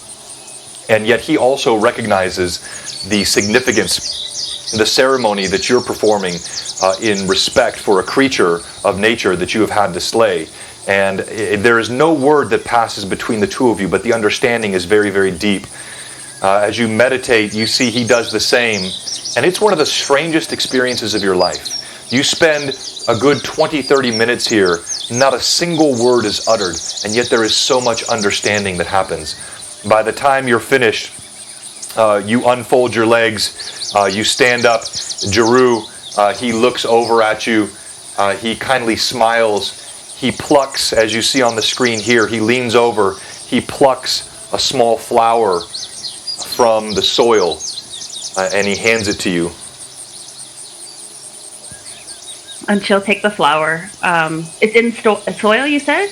Yeah, so he's left the soil, he's pulled it from the roots, so it's got the soil, the roots, it's a small yellow flower, and he hands it to you. And she'll take it and gently put it in one of her pockets. She won't close it, but just like to carry it with her. She'll lean forward, put her hands on the side of his head, and just kind of touch forehead for a moment. More just to kind of, for the loss of his bear. Still not exchanging any words before walking out of the grove. You see he nods, and as he smiles at you, it's a warm and kindly smile. And you sense that more than anything, he appreciates that you have not spoken a word to him, but allowed him to share this moment with you silently. All right, so it is now, it's a good solid hour later, and you have returned from the smithy, you have returned from the grove, and you're back in the Inn of the Welcome Wench. It's now... Nope, sorry. Nope. She was meeting us back at the Smith so we could go to the Weaver. Yes, all right. So you each, for sake of time, because we're about to go to break, we won't role play, but you pick up, why don't you describe for the audience the garments that you commissioned? All right. I'll give you the cost for those, and we'll move on. So, in Discord, so I can give a little backstory of what's going on. We, Brim asked Millie to go to the Weaver to pick out a dress. Lilith misunderstood and meant that he thought he was meaning to buy all of the ladies of the party dresses. I missed that in the Discord. Okay. He kind of laughed and accepted it. Millie took the money that he gave her, and went to the Weaver with Lilith, and we had dresses commissioned for ourselves as well as for Tisa, the girl.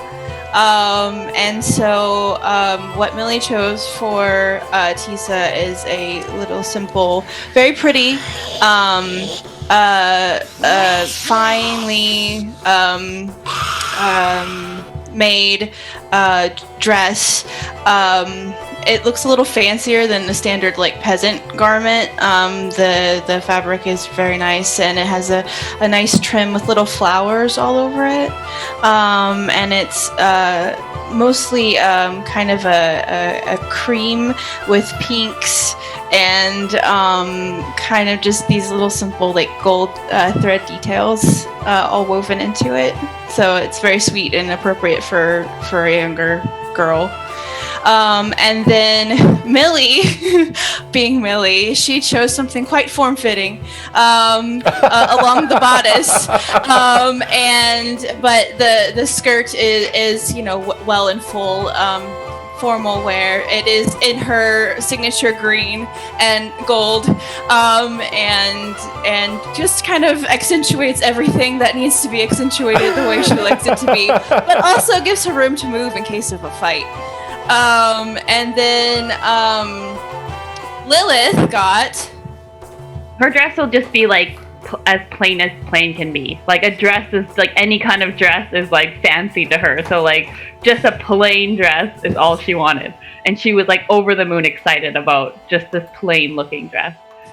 So we'll give a higher resolution rendering of Millie here since we're talking about her dress. And you can see she likes her form-fitting bodice. And this is the artwork of the incredible Frederica Draws, as she was talked about earlier on the show. She gave the giveaway last week, which is being finished up, and we'll have the custom artwork that was done for our winner from last week on next Tuesday's Greyhawk Awakening show. But this is some more of her artwork, and as you can see, just absolutely fantastic. All the detail in the cloak and the boots. All right, so you collect the dresses. In total, it's 10 gold.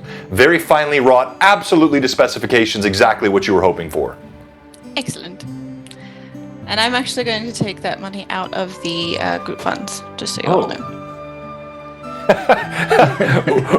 Uglook the Girthy said, quit staring. I will take what is for Millie and Lilith out of the... You're just going to pay for it all? Okay, that's fine. How much was it again? You don't know. We don't want to know how much it was. I'm sorry, did I miss something, Evelyn? No, he Brim was saying that he definitely paid for it, and he was the one that paid for it, so he took the 10 gold out. I'm a man of my word. Always, always, always. All right, so listen, fantastic. Thank you so much, everybody. Great night already tonight. We've gotten, I think, something like 8 new followers. I believe my counter's working now, so we're at 464. We're going to get that 500 by hook or by crook by the end of July. So thank you to everybody that's given us new follows, new subs, all the cheers, the bits. Fantastic viewership tonight. And a reminder, when we come back from break, we'll resume the rest of our Greyhawk Awakening number 6 reunion reward. So we've seen reunion, reward, and then revenge. And then also a reminder, we have 2 giveaways tonight. We have one of these amazing Blue Box mugs, fantastic mugs. We're going to give that away. And then, of course, the Orth Journal, signed, Orth Journal 33, a fantastic episode, signed by the one and only Christoph, editor-in-chief of the Orth Journal, and also the one who runs everything for us on Greyhawk Online. If you haven't checked that out, please do. And then we'll give one more drop of our Discord in the channel. And before we go to break, and it'll be a quick break. We ask you to stay with us. We don't take long breaks here. We'll come right back, do a couple things. We want to give everyone a chance to get a coffee or use the restroom, whatever you need to do. But we have one question for you. If you're watching tonight and you're liking it, but you haven't given us a follow yet, or if you're a follow and you haven't subbed yet, we have one question for you. What are you doing? Give us a follow or a sub. We'd appreciate it. And we'll leave our mics hot on the chat during the break, so any of our players that can stick around and chat with our viewers, and we'll be right back. And just thank you for the follow, Ugluck the Girthy. Anybody that's as good in the chat as you are needs to be following. Thank you so much, sir. That's fantastic. All right, this is Blue Box. We'll be right back after the break.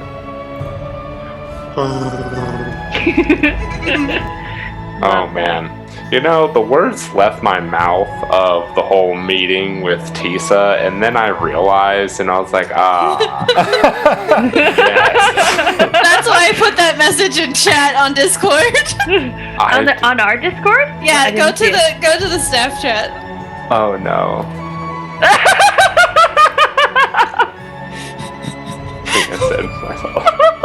Oh no. Oh no. Danger, danger, danger. Stranger danger. Stranger danger. You say things and you kind of wish you wouldn't have. Yeah. I'm like, there's no good way for me to go about this, so let's hope I roll high. Yeah, that roll was quite fortunate, because that was actually a disaster waiting to happen, no doubt about it. Oh yes. Yep. Yep.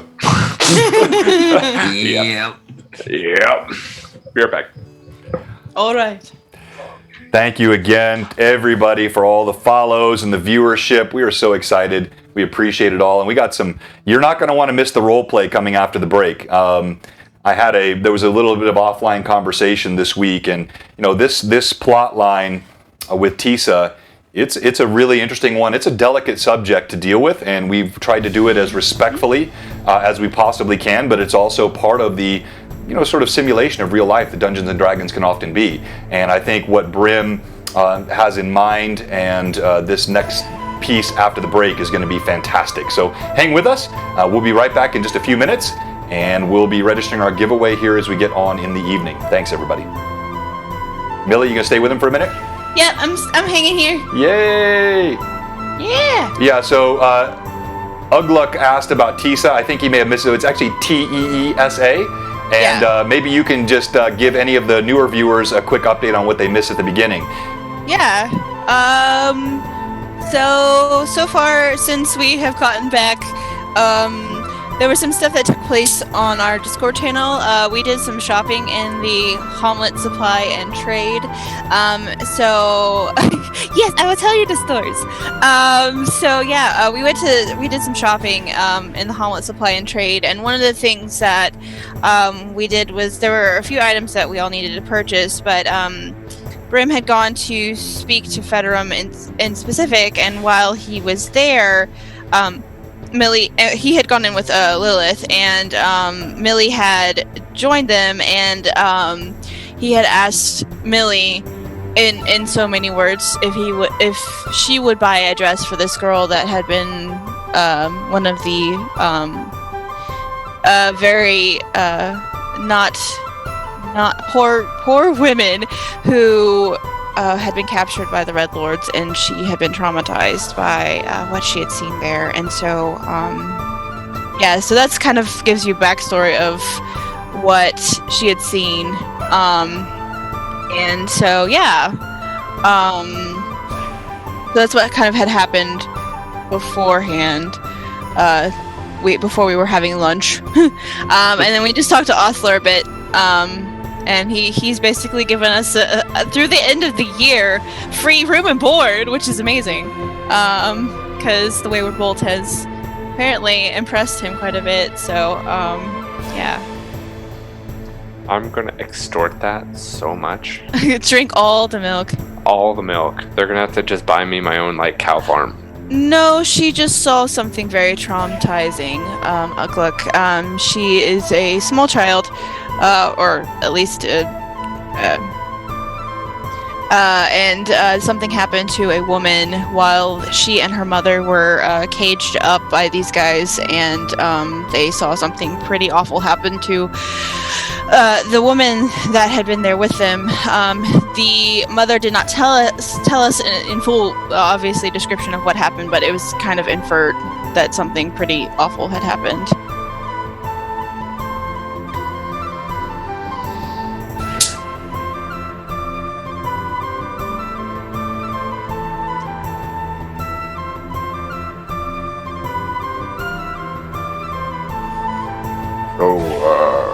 Anyone like baklava? I do. I love baklava. It's delicious. So good.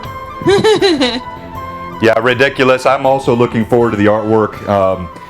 Frederica, you saw the first piece that she did. We're making that pose change that you requested, but you can just see from that first sketch, she's absolutely incredible. By the way, if we still have a lot of our Greyhawk folks on, I haven't talked about this yet, and I'll talk about it again when we come back from the break, but we have virtual Greyhawk Con coming up here in October, the 2nd through the 4th. That is going to be an epic, absolutely epic event.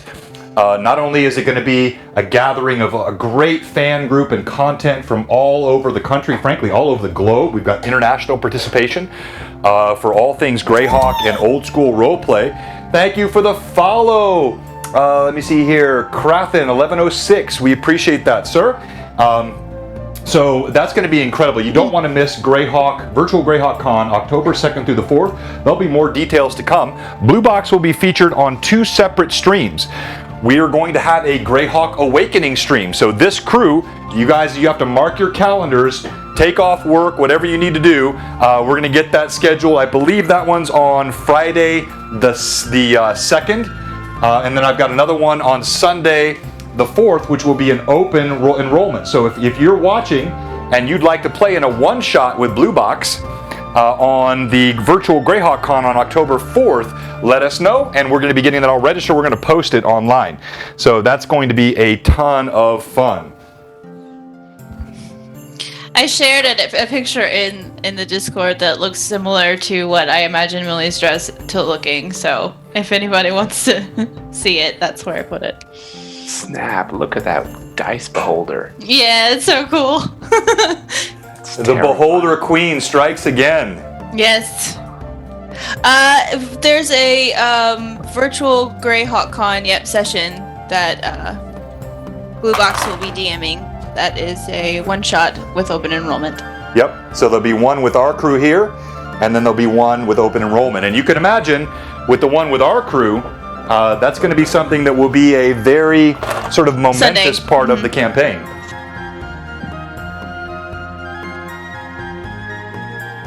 Are you guys still hearing me okay? Yep. Okay, great. No. I go nowhere. Then eating. Will it be an all swashbuckler group? Only if you're totally awesome. I mean, only if you're anywhere near as cool as Millie. Exactly. We That's each high have to have a standards. different. We each have to have a different wood appendage. Tips on ear. Okay, wow. Where are you going with that? Really, Rory? Phrasing. Hey.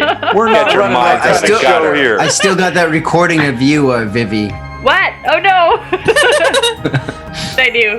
First off, so one thing, I got 48 seconds, and I think I can stretch this out to last that long.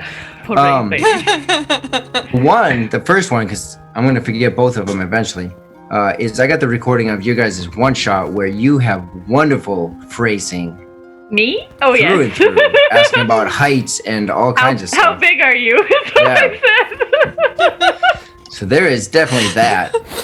And I knew I'd forget the other thing. Oh. I mean, the other one is definitely Blue Box smacking my butt when I'm dead. That was great. That was amazing. Yeah, it was very necessary. You know, you recall you're referring to yourself as a child of Asmodeus, or Asmodeus, however you prefer to pronounce it, and you know, a child gets a spanking, I think is how that works, right? Oh God. Something like that. Good I time. knew I'd forget, now I remembered. Vivi, the last giggle fit you had, was, or at least the longest one you had, 40 seconds. Oh my gosh. Well, Those stats. What was that one about? That was when John identified it as giggle fits. Yeah. Oh. Named it. It was a Named it Giggle laugh. Fits, and then I couldn't and like Rory, like literally, you actually you've charted that, haven't you? That's in Yeah, your spreadsheet. yeah. So, I love that that's one of the stats that he's recording. one of the Michael stats Buffett. are okay. Well, now that's a challenge to me. Like, I'm never going to feel like I've been successful as a DM if I haven't created a Vivi giggle fit at some point during the stream. Oh man. That's fantastic. Okay, so we're going to get back to it here in just a second. But before we do, again, thank you to everybody. We have the 2 giveaways I've referenced now ad nauseum, so I won't say it again, but I will go ahead and say it again. We've got the fantastic Orth Journal from Christoph. Signed copy of the Orth Journal. You can only get that here on Blue Box or be a member of his Patreon. And then also, follow on Orth Journal. And of course, the Blue Box mug is going to be given away as well. So with that said, let's jump back into the action. And you're back in the Inn of the Welcome Wench. And I'll forgo the local cam for that one for now. And you find yourselves, it's evening, you have the new dresses. Brim, are you wearing the armor that you acquired? Not yet. All right. I haven't had a chance. All right. So you come back into the inn, and you see again it's getting even more crowded. It's right around dinner time, chock full of patrons. Again, the warm ambience. The fire is roaring now to ward off the chill of the night air. You see mugs of ale being passed around, and there's a sort of a richness to the atmosphere tonight, almost a celebratory feeling, perhaps with the townspeople knowing that there's been so much disruption. The raiding of the caravans going to the Cron Hills, the things that were happening in the Moat House. There was beginning to be a feeling of oppression here in Hamlet, and the work of the Wayward Bolt has lifted the spirits of the people. As you walk into the tavern, several raised tankards, huzzah! As you walk in, and you do see Gareth and Kristen and Tisa. They're sitting at a table. They're enjoying their supper. As you walk in, they look up, and you see they both nod at you. I will turn to the group. and I lean down to Gimbal. Gimbal, do you have any words for someone who is scared?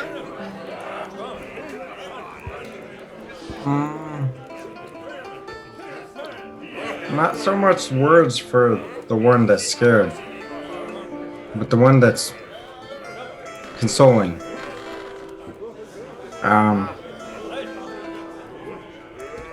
There's no words. There's just time. Have you, Grim, have you ever been in a situation that you didn't know the outcome to? Very often, yes. And if I walked up to you and said, "You'll be fine," how would you feel? Would you trust me? Yes, I would. Would the feeling go away? The fear, the anxiety, No. So there are no words. There's just time. And sometimes time doesn't even seem to do it. Are we all hearing this conversation? Or is Yeah, this you're just- all together. You've walked Okay. in. You've gathered back around the table I showed you earlier. As they're talking about this particular subject, they'll notice there's like a slight crack in Millie's very confident demeanor that she normally has, and she's kind of just staring kind of off. So, and what are you thinking of saying? Something I haven't talked about in a long time. And I'm sorry, Millie, when I'm not ready for talking about this with any of you, not yet. I will get there, but now, not yet. Sometimes those might be the best words. Words of understanding, but not of dismissal. Millie, I'm gonna need your help or something. And Lilith, if you're willing. And at that moment, Millie kind of snaps back to attention and puts back on the, "What can I do for you, darling?" I'm gonna need both of you outside the room with Tisha's mother. Of course. Anything. But I need either one of you or both of you, one of you to have the dress, and one of you to hold this. And I'm gonna hand the dagger to whoever takes it.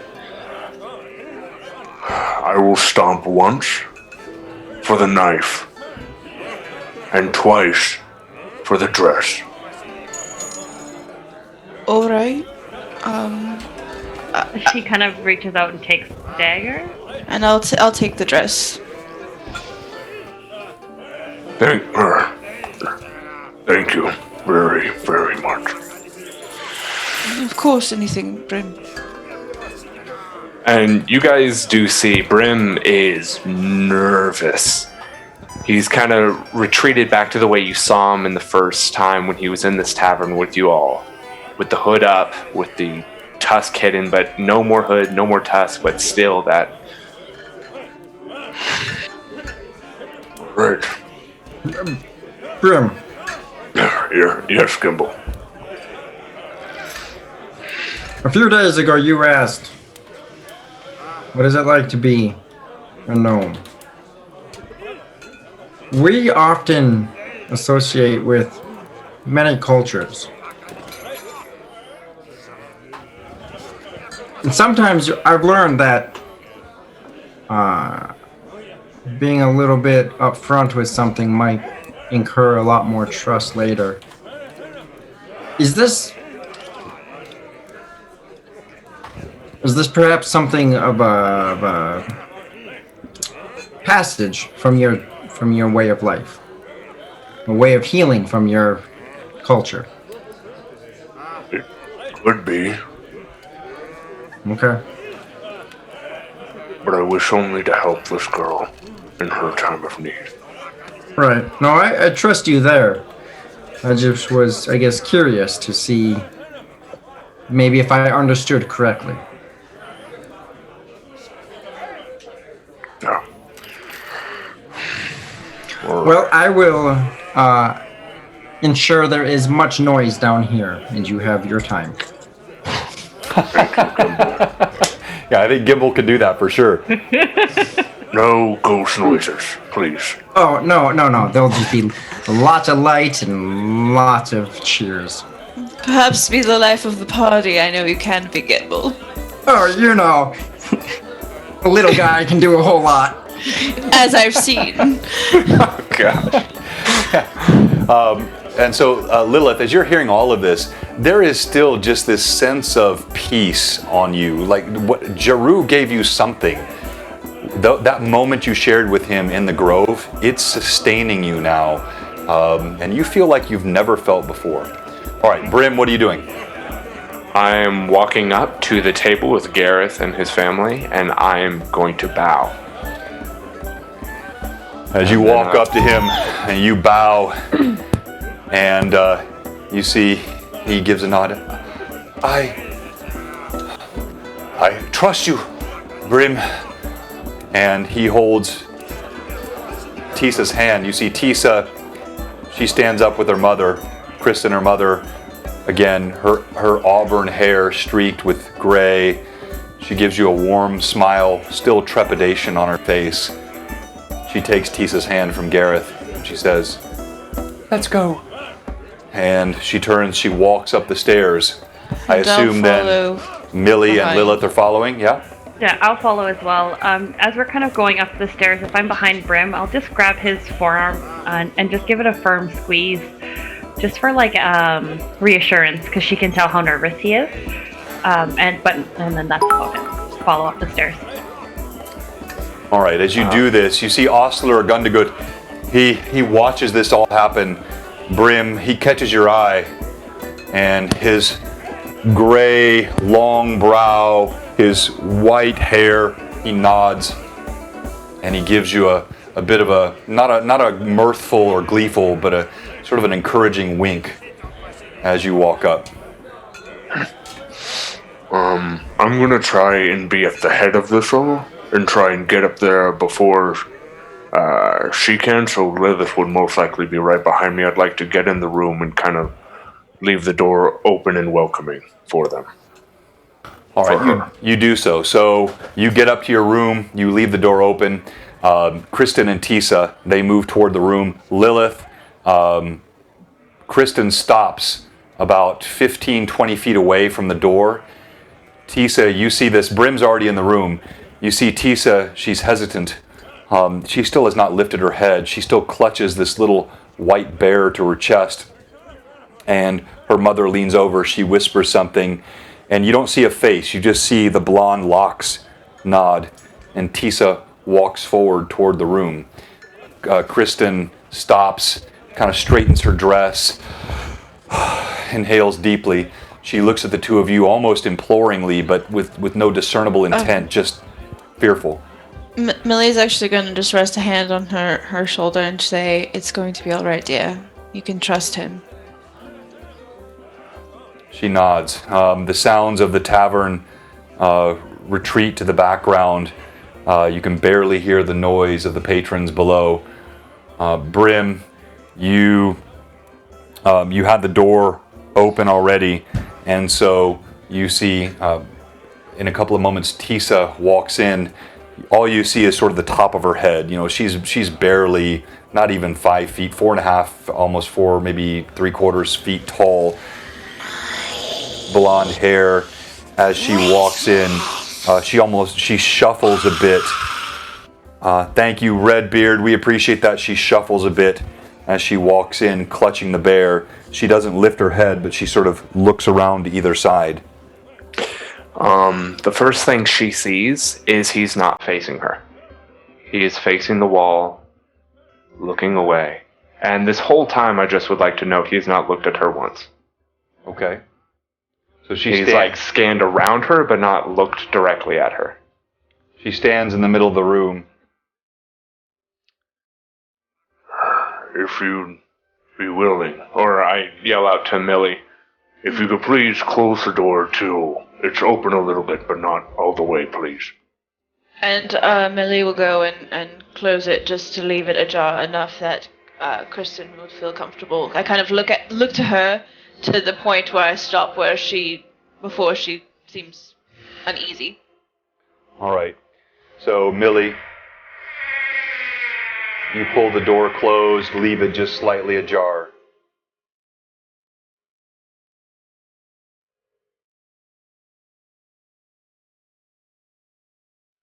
Sir, there is nothing I can say or ever do.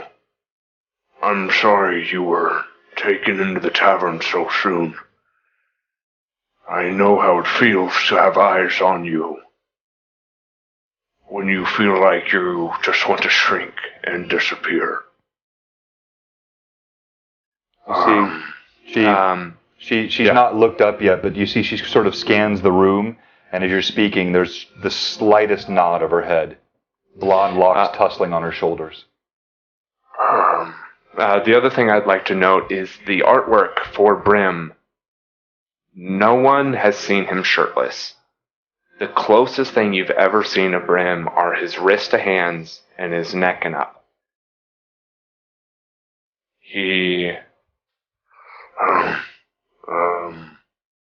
On the bed, in the sack, there are pastries, if you'd like one, or two, or all of them. In the jar, there's a gallon of milk, if you would like. It is my favorite drink, and has brought me much comfort through the years. You see she sort of withdraws a bit, and she casts a furtive glance over toward the sack. She shakes her head.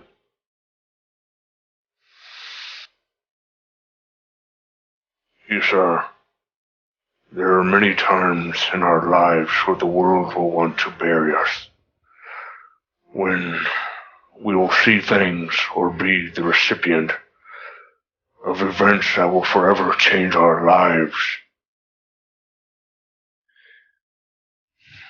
I was such a case.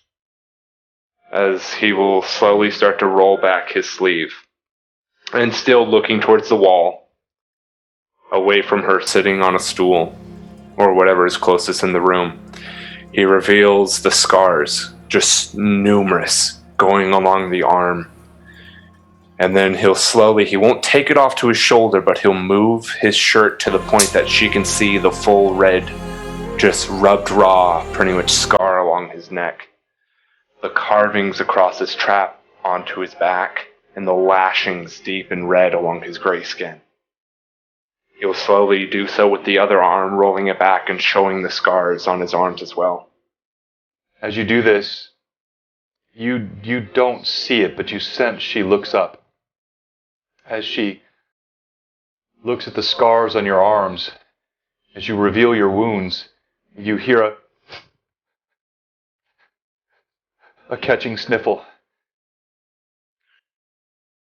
Yes, sir. What happened to you?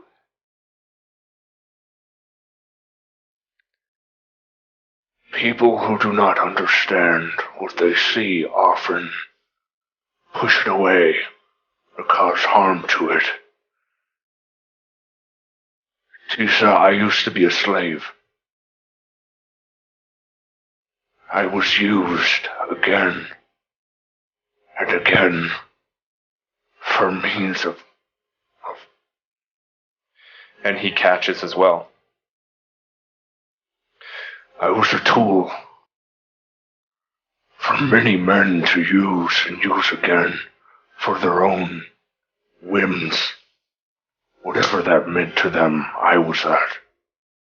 Because I held no purpose in their eyes other than their own whims. But you're so big and so strong. And now he will start to turn and look towards her, slowly. Size means nothing when there are chains around your mind. If someone has you caged or an event has its chains on you, has your mind ensnared, no muscle will break it. But how do you forget? And I pat the bed across from me for her to sit if she would like. You see, she looks at the bed, and again, she shakes her head, and for the first time, you see it drops.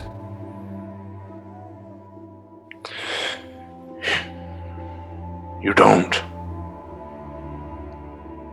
You never forget. Because You see your shoulders start racking. it's by forgetting. You forget that person's life. But there's no...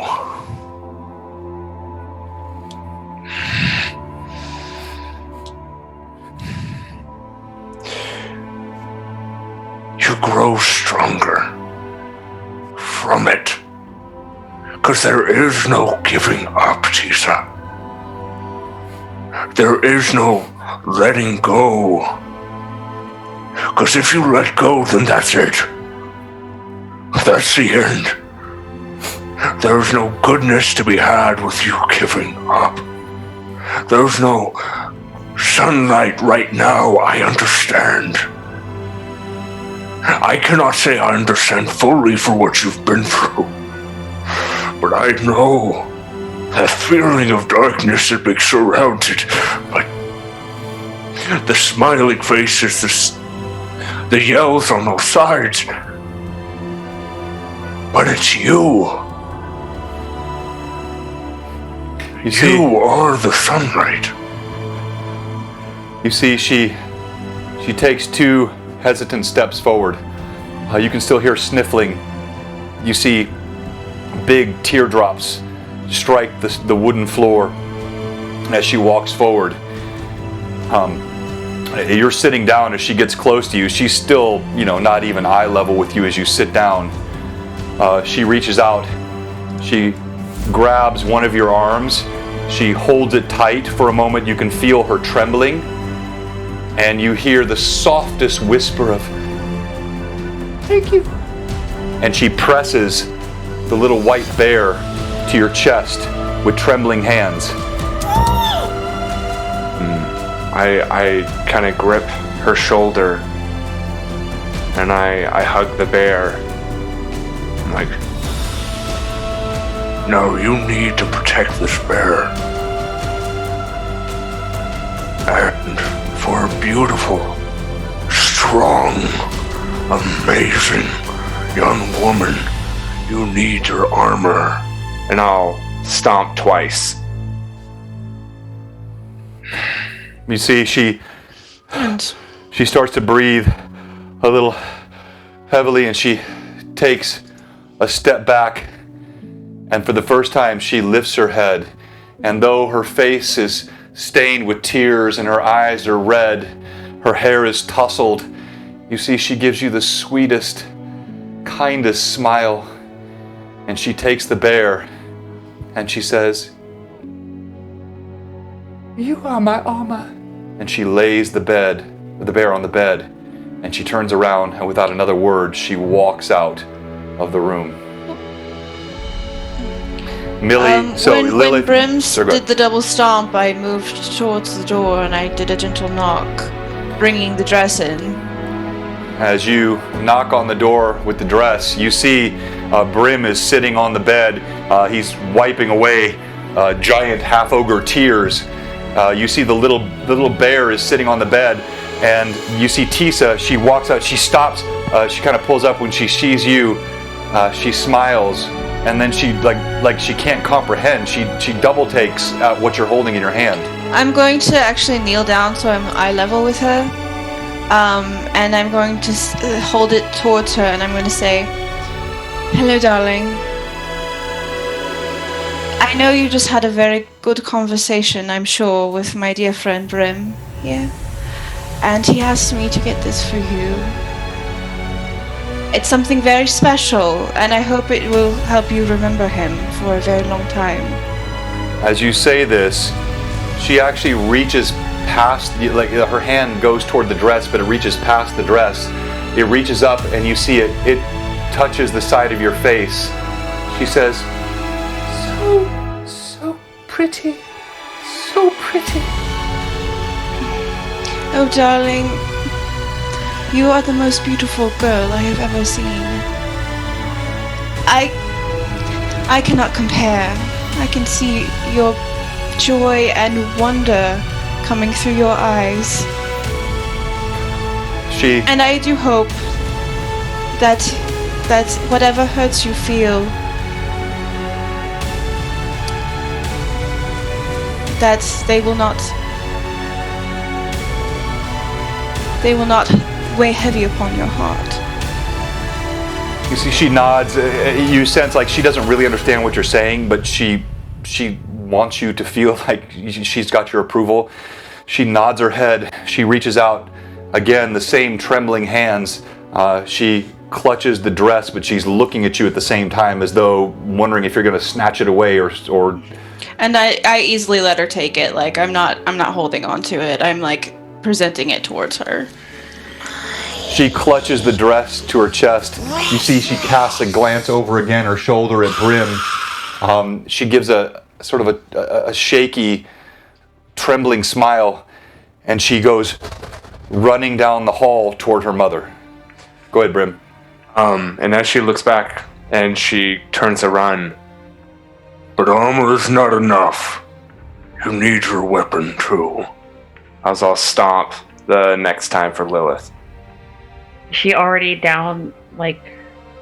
No, like she's coming out of the door. She stopped with the dress. She looked back around as Brim was speaking to her. She's clutching the dress to her chest where once that little white bear was. She looks over her shoulder and you hear the thump of Brim's foot. And Lilith will come in and do the same, just get to eye level with her so that she can be right there. And she'll hand over. It was wrapped in something, right? Was it wrapped? Or it wasn't wrapped? Okay. It was just the dagger. She'll present the dagger to Tisa, hilt facing towards her, and give it to her gently. Same thing, just putting her hand on her face, and again touching her forehead to her forehead as well, and then just nodding slightly at her.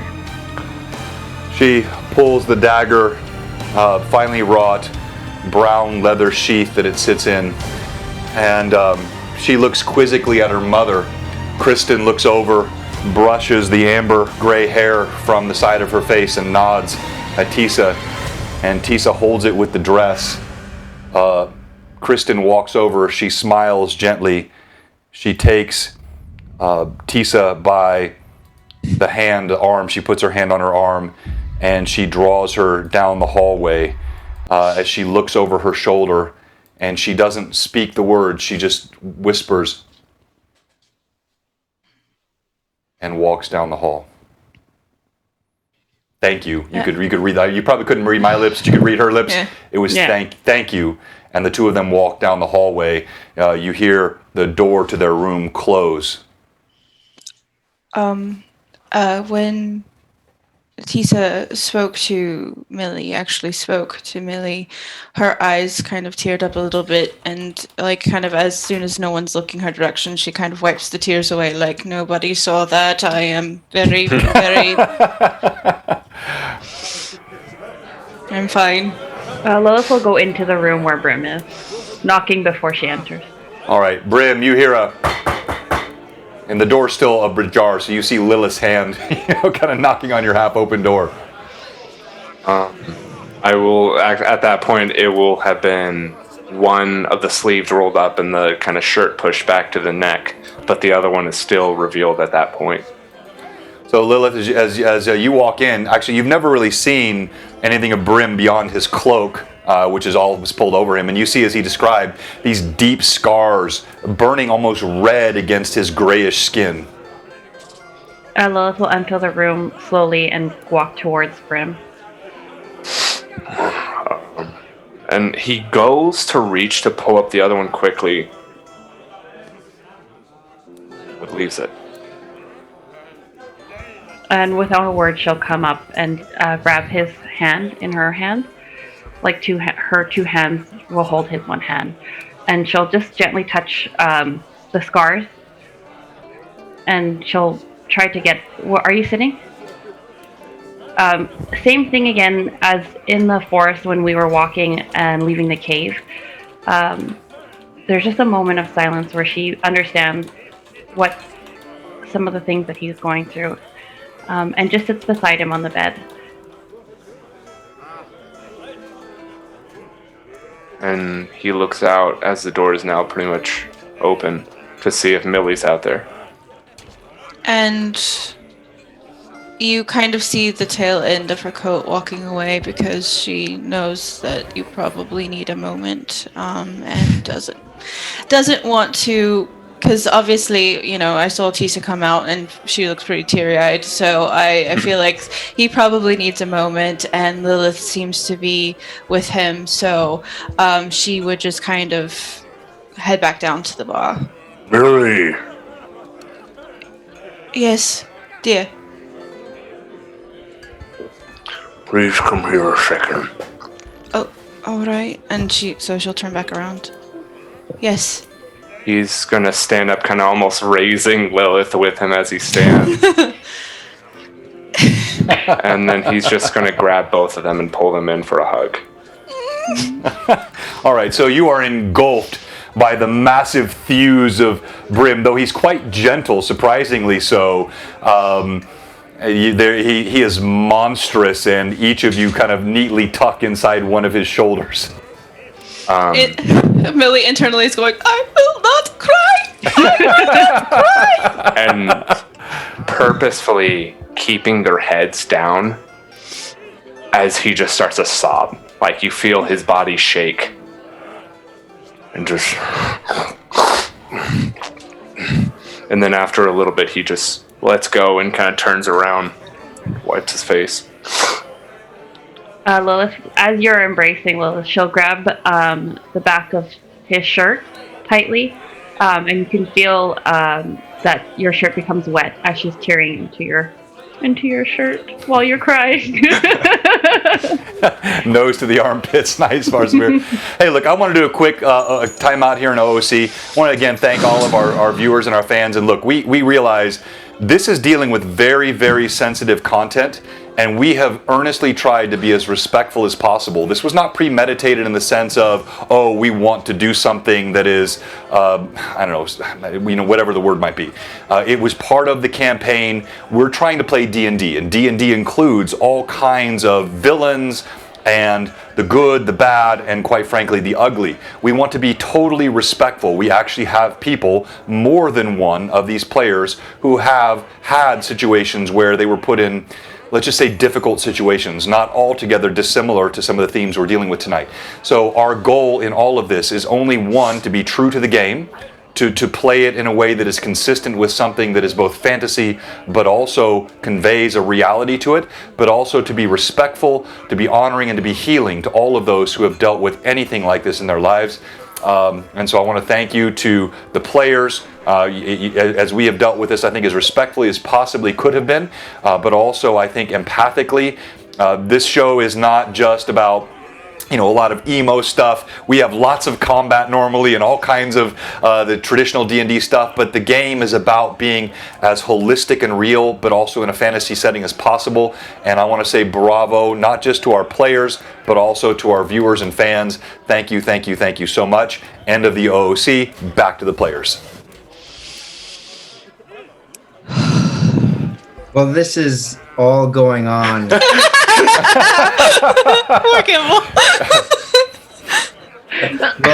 well, this is all going on. Gimbal would like to, as much as possible, ramp up the attention downstairs.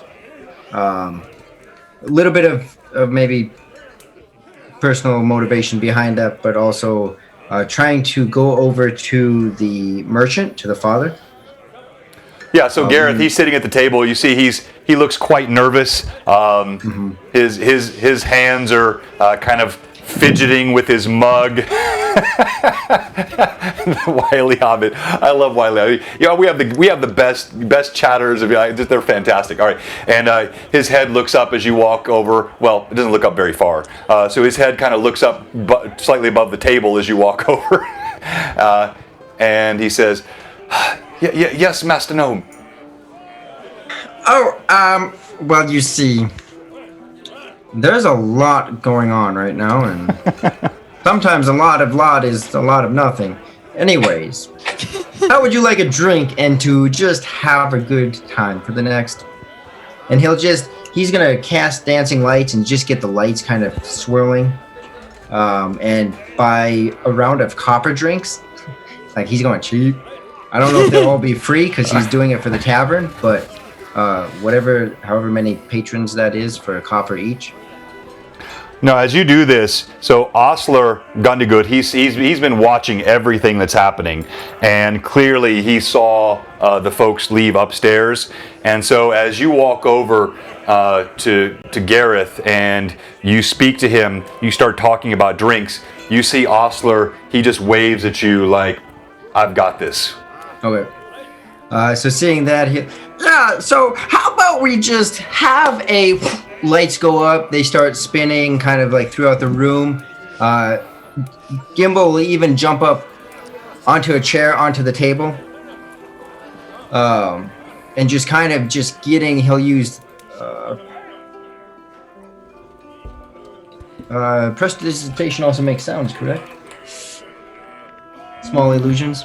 Okay, yeah, He just wants to get the ruckus going, kind of in a positive, cheerful. The crowd is already enjoying the environment from kind of the news and everything. So just really ramping that up. Okay, all right. As you do this, you see the gentleman in the corner. He strikes up the lute. And by the way, I'm pulling just random stuff off now to match the mood, so I'm probably going to get all this music banned on YouTube, but I don't care. I'm just doing this for the players and the viewers. So as it picks up, you see several people around. They look up. Osler and Doria and all the servers, they begin passing mugs of ale and different bits of wine and beers. And huzzah! And there's sort of a shout of the crowd. Gareth, he looks up and he gives sort of the first real smile that you've seen from him in a while, and he says, I'll enjoy a cup of your ale, friend. Well, Gimbal's on the table as people are starting to go around getting their drinks. The drinks having their effect and everything. He'll say, watch this, look, and he'll roll up his coat sleeves, leaving his white sleeves down. All right, and you're up on the table, right? Yep. Yeah. Well, yeah, he has to be. Yeah. Let me see if I can get my. Watch this. Where's it coming from? There we go. I got you up on the table. I managed to pull it off, even though my tables have candles on them. So that's Gimbal right there. He's in the midst of the welcome wench. Osler Gundigut still sits behind the bar. There are several patrons all around, and you're now atop the bar as the music is playing and the drink is flowing. You're pulling back your sleeves, and you're doing what? Yeah. He pulls back his coat sleeves, leaving his white sleeves. Look, nothing up the sleeves, just sleeves up the sleeves, just sleeves up the sleeves. Watch this, have a good time, a merry time. And he'll cast Enlarge on himself. Okay. So, as you do this, there is an arcane sort of energy that fills the room, and suddenly now, instead of being 3 feet tall, you're nearly 5 feet tall. You actually have to balance yourself on the table. You kind of step more toward the middle of it. Eyes go wide. Ah! Huzzah! Magics! He's got magics! Did you see that? Oh, magic, nothing. This is what my friend Brim taught me. Drink milk.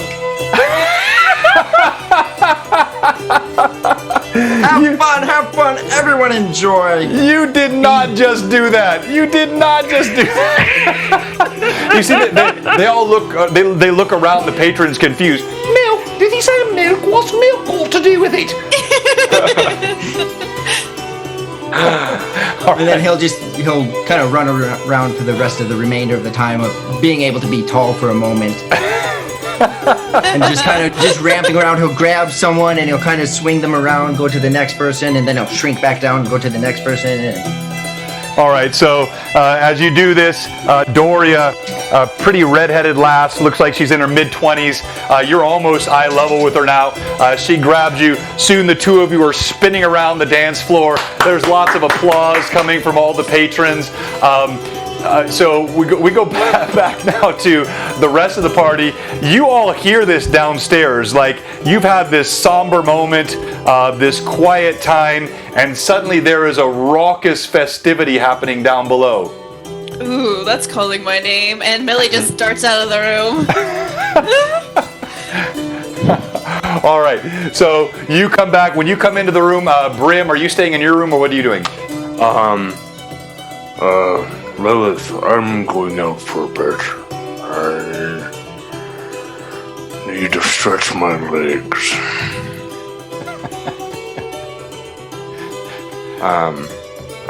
Did you say something, Lilith? I said, did you want some company? Oh. And you see him reach down and grip his maul and bring it up to his shoulder. And you see, like, now his veins are popping in the arm that's gripping, and his hands clutching the shaft of the maul, and it just tightens. No, I'm good. I just need to work something out for a bit. Do you know when you'll be back? Just so I don't worry. I'll be back before morning, I can tell you that. Okay. All right, so Brim, you head out, you walk past, you see all the festivities, you hear the loot, you actually see, you have to do a double take. You see Gimbal in the middle of the room, and he's spinning round and round with the red-haired serving lass that you had seen before, but he's taller, and his hat is tilting on his head, gray hair kind of wisping in the wind as he dances around, but your heart obviously still heavy. You give it a glance. Gimbal, you see this, and you see Brim just walks out into the cold, cool patchwall night air. Lilith and Millie, what are you guys doing? I'm looking to see if Galen has arrived yet. Yeah, so you saw... Just to collect her pad. Uh-oh, did I miss something in the chat? Hang on here. There's some supposed to need to be local farm. Fantastic. And Lord Grindelwolf said Gimbal was as high as the ceiling. Check the cows for steroids. That's right, Phantom NJ. That milk it does a body good. Go ahead. Lilith will come up to Millie and just kind of tap her shoulder. Can I have a little bit of what's in your flask? Of course, dear. And she hands Millie. Millie pulls her hip flask out and she hands it to Lilith. And when you receive it, you can see that it's kind of a silvery color, and it's got very fine filigree all over it. And she said, and as she's handing it to you, she says, "There's whiskey in there, dear. It burns quite good. Just be prepared." I figured it would be the strong stuff. And she takes, after just that emotional moment with Brim, she just takes a good swig, makes a face, and then hands it back. Thank you. And Millie will take it back and slide it back into her little flask holster that she basically has on her belt. Is Grimble still tall? Yeah. You walk in, you see the same thing I described earlier. So you're back downstairs, you take the flask from Millie, and you see Gimbal. He's got Doria now, the red-haired serving lass, and he actually dips her down. She's giggling. All the patrons are laughing. There's ale flowing. Ostler Gundagood has everyone just sort of quickly moving, plenty of drink. He seems to be having the time of his life, Ostler is. He just seems to be almost rejuvenated by the energy and the happiness and what's happening here, something that Hamlet has not seen in an age. So, if Galen is there, Millie will go up to him, take his hand, and just drag him upstairs. If who is there? Oh, Galen. Galen. She'll take his hand. Yeah, you see Galen. Upstairs. He's actually sitting. He's sitting at a table. He's kind of drinking. He looks a bit morose. When he sees you, his eyes brighten. He looks over. You walk over to him. You take his hand. Yes, I take his hand and I say, I apologize, darling. I had a bit more to take care of than I initially expected, but I think you should come with me now. you see he giggles, he looks around a bit, like all of the sort of the soldierly stoicism that you saw from him before, and it's all gone. He melts. He takes your hand and he follows you up the stairs. Yep, and that's where that's scene. gonna cut off. The 14-year-old did come out, and we will end scene on that one there. Okay, so Brim, you're out in the night air. The rest of the party enjoys the evening, and so I'll give just a quick. Does anybody have anything important you want to do before I sort of give the narrative of the rest of the evening? Not important. I guess that depends on how you look at it. No, we need to let Gimbal finish what he's doing. That's right. So Gimbal, Doria, she's giggling and laughing. You're twirling around. So I would see Brim go out, kind of like in his mood. Knew he'd be doing something serious. Saw Millie, collecting her own little kind of trinket. And then seeing Lilith come down from the situation, from whatever they did up there. Just kind of like do a nice little twist for the serving lady, and then run over to Lilith and welcome, let's have fun, and just kind of like bring her into the free kind of spirit of the moment. Outstanding. And that's it. So as you do this, she giggles and laughs. You see Osler seems to pay no mind to the fact that she's utterly neglecting her shift. Eventually your spell wears off. And as it does so, she actually giggles all the more. She cuddles you closer to her, kind of gives you a warm sort of shake. And the night goes on and on.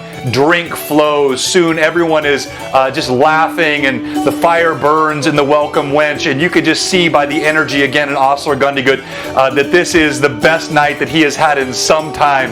And it just creates this warm, friendly ambience. Everyone enjoys their evening. You see no sign of Millie. Lilith, are you doing anything else? You're muted, Millie. Or Lilith, sorry. As Grimble tries to pull her in, you notice like her demeanor was a bit different, but then she kind of relaxes and enjoys herself and dances with Grimble. If he is still enlarged at this moment, she'll look at him and just with confusion. Pure confusion. Yeah, confusion. You saw that. You saw everything, the confusion on your face. Then as he dances around, then he does all that he said, and then he shrinks down. You saw everything. And then soon it's late into the evening. The musicians stop their playing, and it becomes sort of a somber end of the evening. As this happens, just the normal sounds of the tavern return. People start to file out. As they do so, hey, thank you for all the follows. I can't keep track of all of them, but just a quick shout out. Thank you to Scrumptious AF. Scrumptious AF, that's awesome. Go M Hades, Go M Dionysus, the Hermy 5, Tabletop Anthologies, Free Spirit. Thank you to all of those new followers. We're up to 472. What a fantastic night. We are on the way to 500. What a great time. Thank you so much.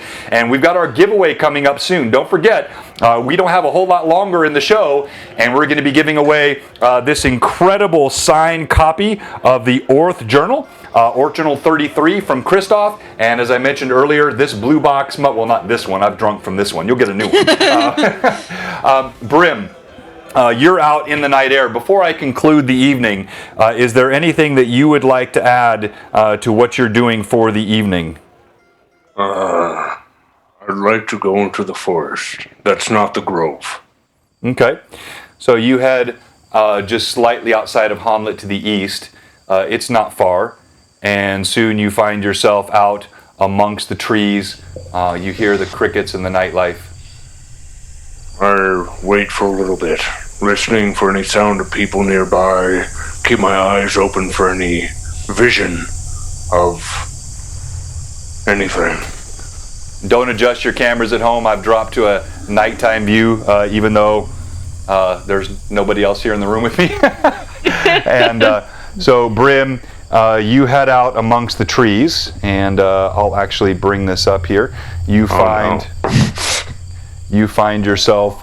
You're probably about 15 minutes outside of Hamlet, amongst the trees, and as you do so, you feel, very quiet and very alone. And once he's kind of like, the silence reaches a point, he just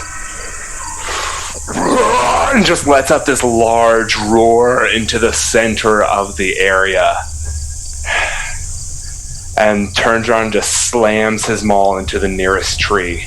He turns around, hits it into another one, just keeps pounding and pounding for an hour, 2 hours if you'll allow, just keeps going until just nothing is left of his maul. All right, I need to hear that roar again, but give us a good Monday NPC roar.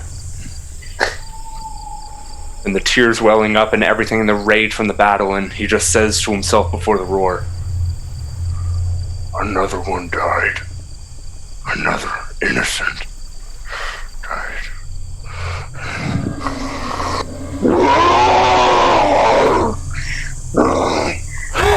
Holy crap! I got the chills. Me too. Woo! You bash the trees. You bash the trees. You hear the nightlife go still and quiet as you do so. Soon you can't hear crickets or birds or anything. It's all quiet. Boom, boom. You lose consciousness for a moment. When you come to yourself, you look around. You see 3 trees have been completely felled, bashed to pulp. You have broken your maul. It's snapped in 2. The stool is shattered. There's blood on your hands. Actually, it looks like one of your fingers is broken. You're bleeding in several places. And you finally come to your senses.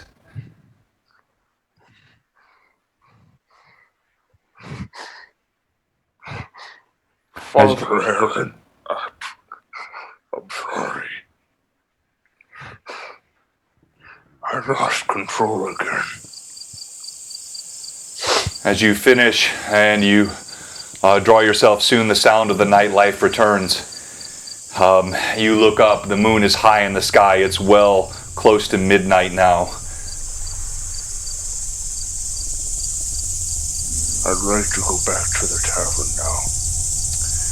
All right. So, you head back to the tavern, and that will conclude the evening. Everyone gets a night of rest.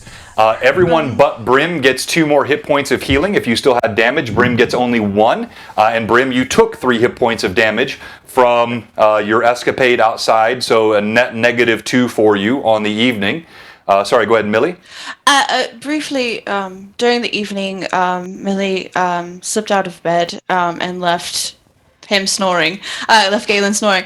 And she moves over to the table in her room and chair, and she takes out the parchment and the ink that she bought from Federum at the inn. Okay. And she sits down and she begins to write a letter to a very long-lost person. Okay. All right. And you know what that letter is. I do. I have a copy of that letter, and I love it. So, fantastic. So, we go to the end of the evening. We'll come back off of the...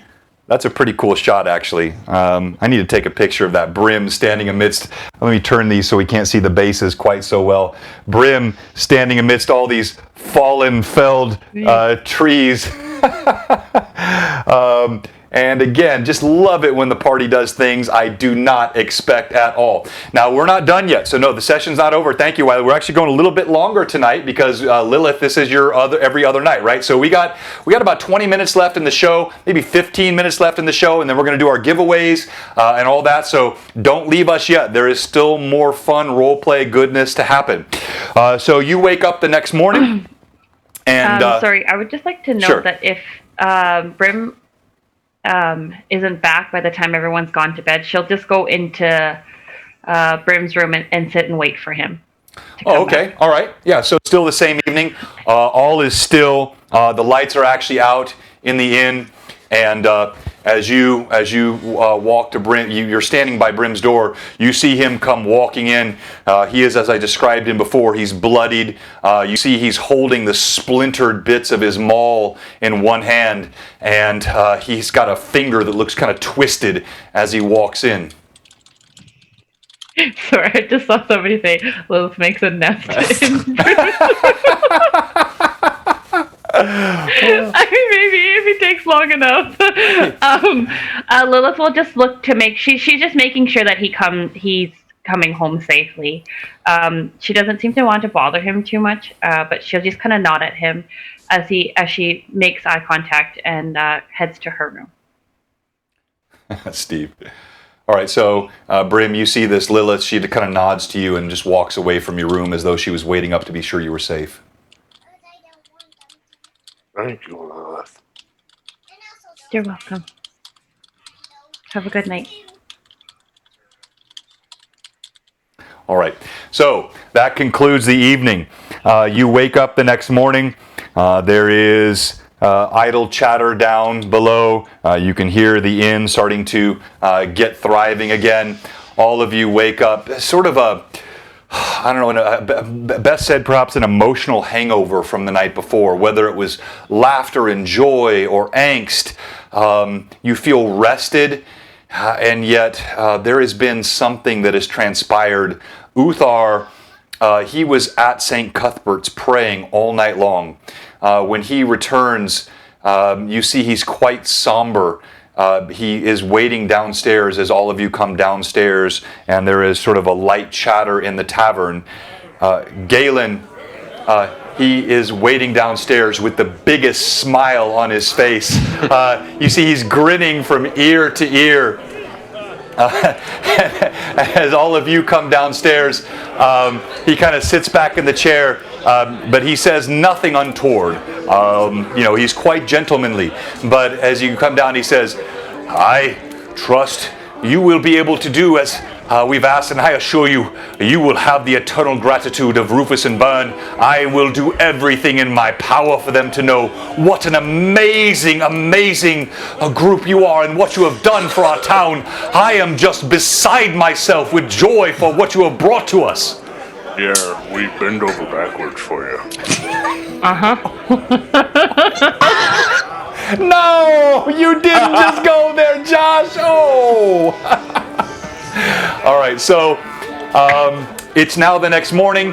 Galen, he stands up, he straightens his jerkin, he gives a nod, he barely cuts a glance toward Millie, still almost shy despite, and The moment he looks towards her, she's just gonna...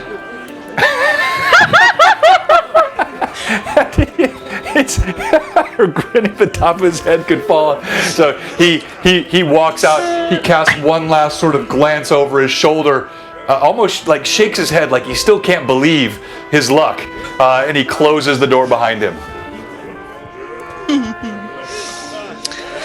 Well, good morning, everyone. How is everyone doing?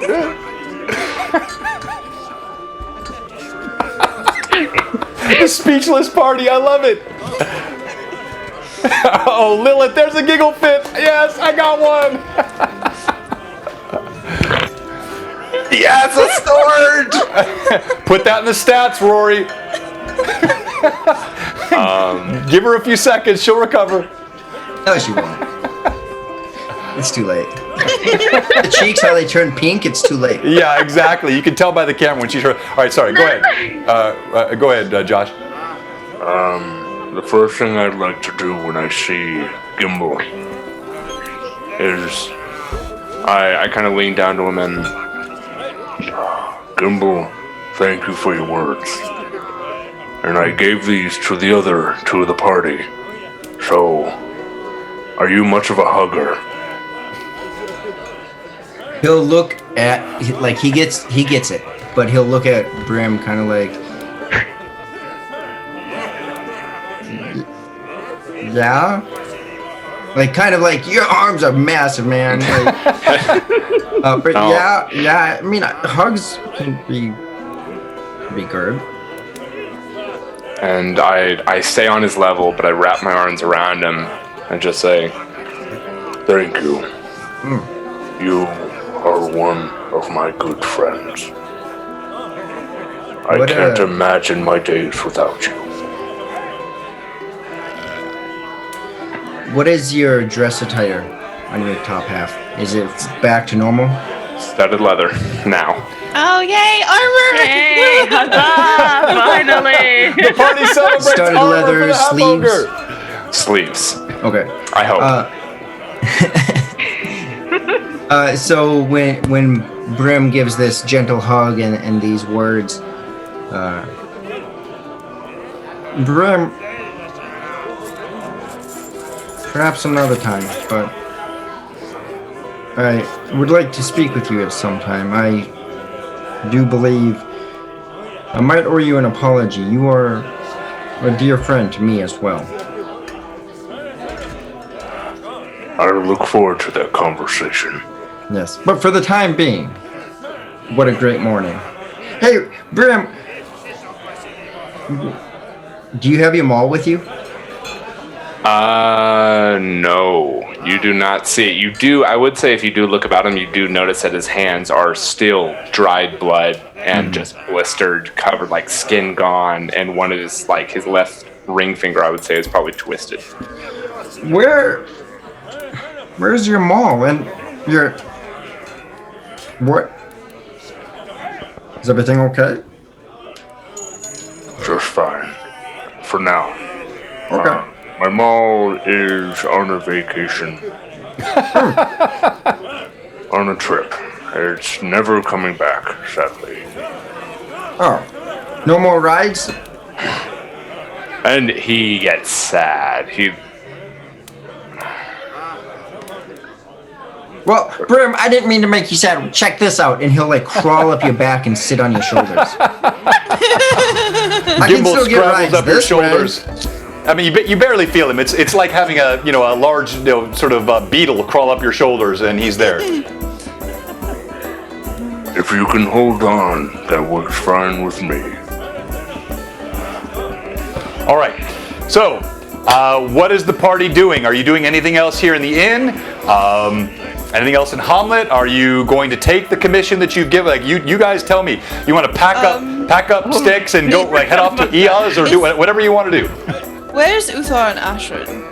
Oh, so Uthar, he's come down. He's quite somber. Ashrin is with him. She seems to be holding more close to him now, and they're sitting with you at the table. Uthar seems anxious, and he says, "I would that we would waste less time. We have a deed to be about. Clearly, there is something happening in those hills, and the orc. We must at least see what's going on there, or slay him if we can." Hey, Uthar? Yes, Gimbal. I think you've probably learned your lesson about rushing in, but my question has to do with, is the deed that you refer to the same deed that Millie goes to? You're really close to. I mean, look, I'm just gonna say, is there something going on here that I'm not catching? You see, he stiffens. I resent your implication, sir. I am a man of honor. I would do no such thing absent the proper bonds of matrimony. You see Ashrin, she sort of drops her head and blushes a bit. Quick question, so from the viewers, real quick here. So let's get started with the first giveaway. And all you're going to do is you're going to type !mug, M-U-G. So we'll do the mug first as the sort of precursor or the... what do you call that in boxing? The not the main event, but the whatever before that. So this is going to be the preliminaries, right? And then thank you, Avery61. And then we're going to do the Orc Journal after this. So type !mug, and while you're doing that, let me make sure my Nightbot is doing what he's supposed to do. Yep, you're all getting registered. And by the way, everybody's eligible. If you're a subscriber, you've got a little bit of an advantage. It's a sort of an algorithmic advantage that's given in the Nightbot. And if you're a follower, you get a little bit of an algorithmic advantage. But the subs get the most, and I'm not trying to push anybody. I'm just letting you know how it works. So if you're following, you get a little bit. If you're a sub, you get a bigger advantage. But everyone is eligible. Everyone that types, even the mods, all of you, let me click the mods. Yeah, all of you are eligible in the giveaway for the mug. All right, so back to the roleplay.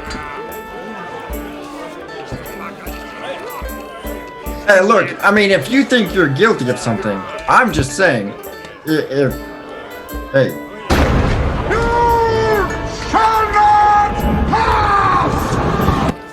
Thank you, Triple Eight. So he looks at you, he says, I've had enough of this idle banter. Are we going to be about our business or not? Unless we already have been, but sure. Oh, God. Oh, dear Gimbal, you know that Uthar doesn't know how to have any fun at all. He shakes his head and pushes back. He says something to Ashrin. Ashrin, she walks over to you. I'll have you know I'm a proper lady. And she slaps you, Gimbal. Not hard, just lightly. You know, like a not quite playful, but just enough to give you a bit of a sting. Oh, I gave Gimbal a giggle fit. Dear, It's Rory's first giggle fit. I can't see it. I can't help it. I see Lilith, and I just bust out. Ashran, dear, I would be more concerned about the way you've been behaving as part of this party. Favoring one member of a crew over the others is not a healthy thing to do. I call that mutiny, and I do not like mutineers, darling. So let's get this straight up front. When we have someone who's in dire need of healing, we do not snatch potions away from the pirate unless we want to lose our hands. Yeah, Understand? Ashrin, Millie likes it. Equal opportunity. All right, Millie, go ahead and roll intimidation for me, please. Yeah. All right. We've had very few dice rolls tonight. Just a lot of role play. Yeah. No ROLL, just ROLE. 16 plus 19. Okay, so it's a total of 19, right? Total 19. You see she steps back. She kind of looks at Uthar. Uthar actually looks over and he kind of nods like he agrees with you. And Ashrin says, I take your meaning then. Remember, we're all working together. I know that you seem to have some fascination with Uthar, but I think he would prefer that we all stay alive. She kind of shrugs. She's clearly acknowledged she wants no more to do with this and seems anxious to move on to another topic.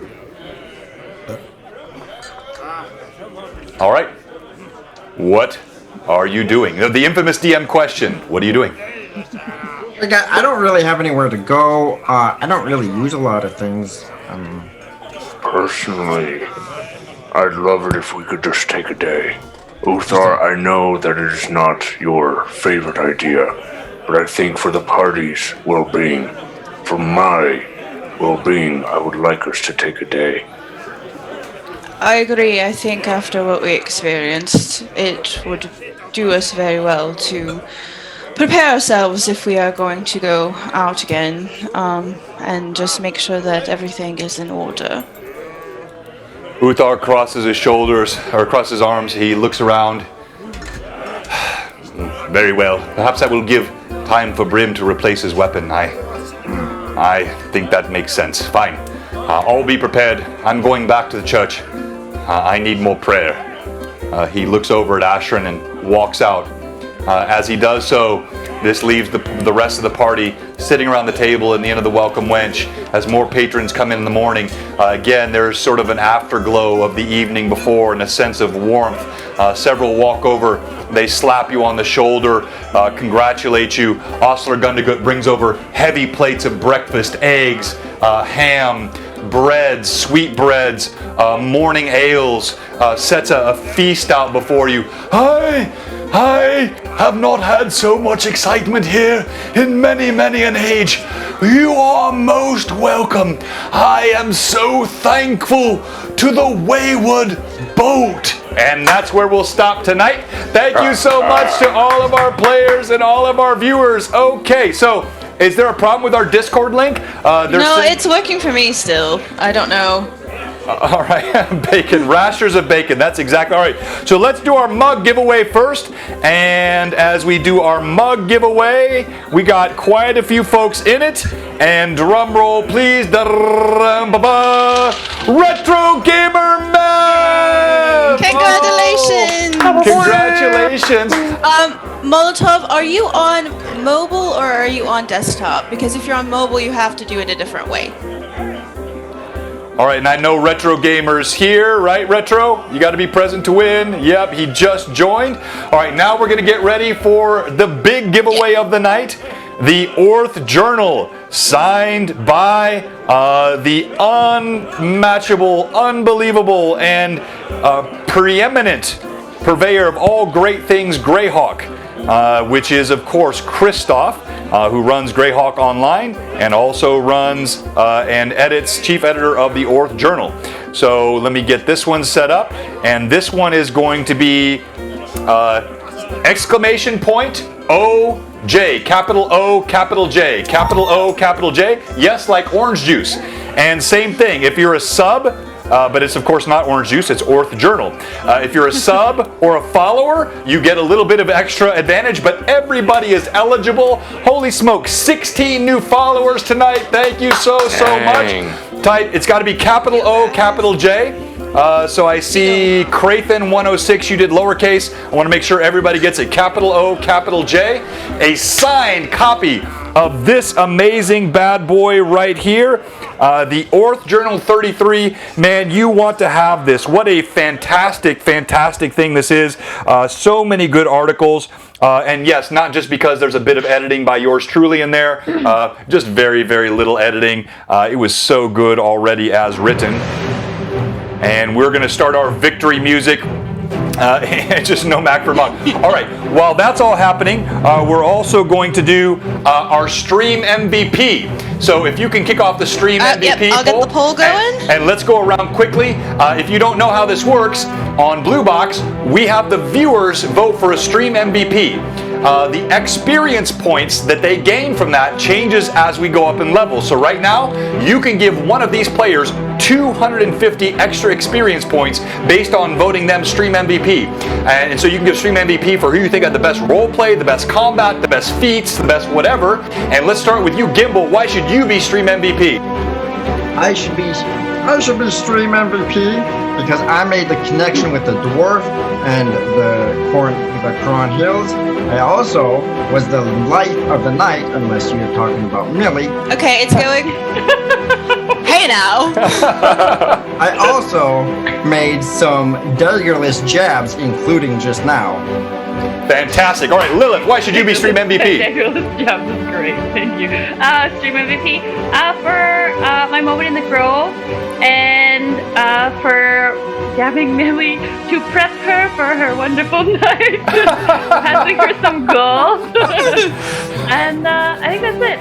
Oh, and sweet rolls. No, and those were great. Those were great. Like, you know, kind of the wingman, the Millie was fantastic. But then that moment in the Grove with Jeru, again, so unplanned. I had no idea you were going to do that, but that was fantastic. Bravo, bravo. I can't wait to see what you do with that flower.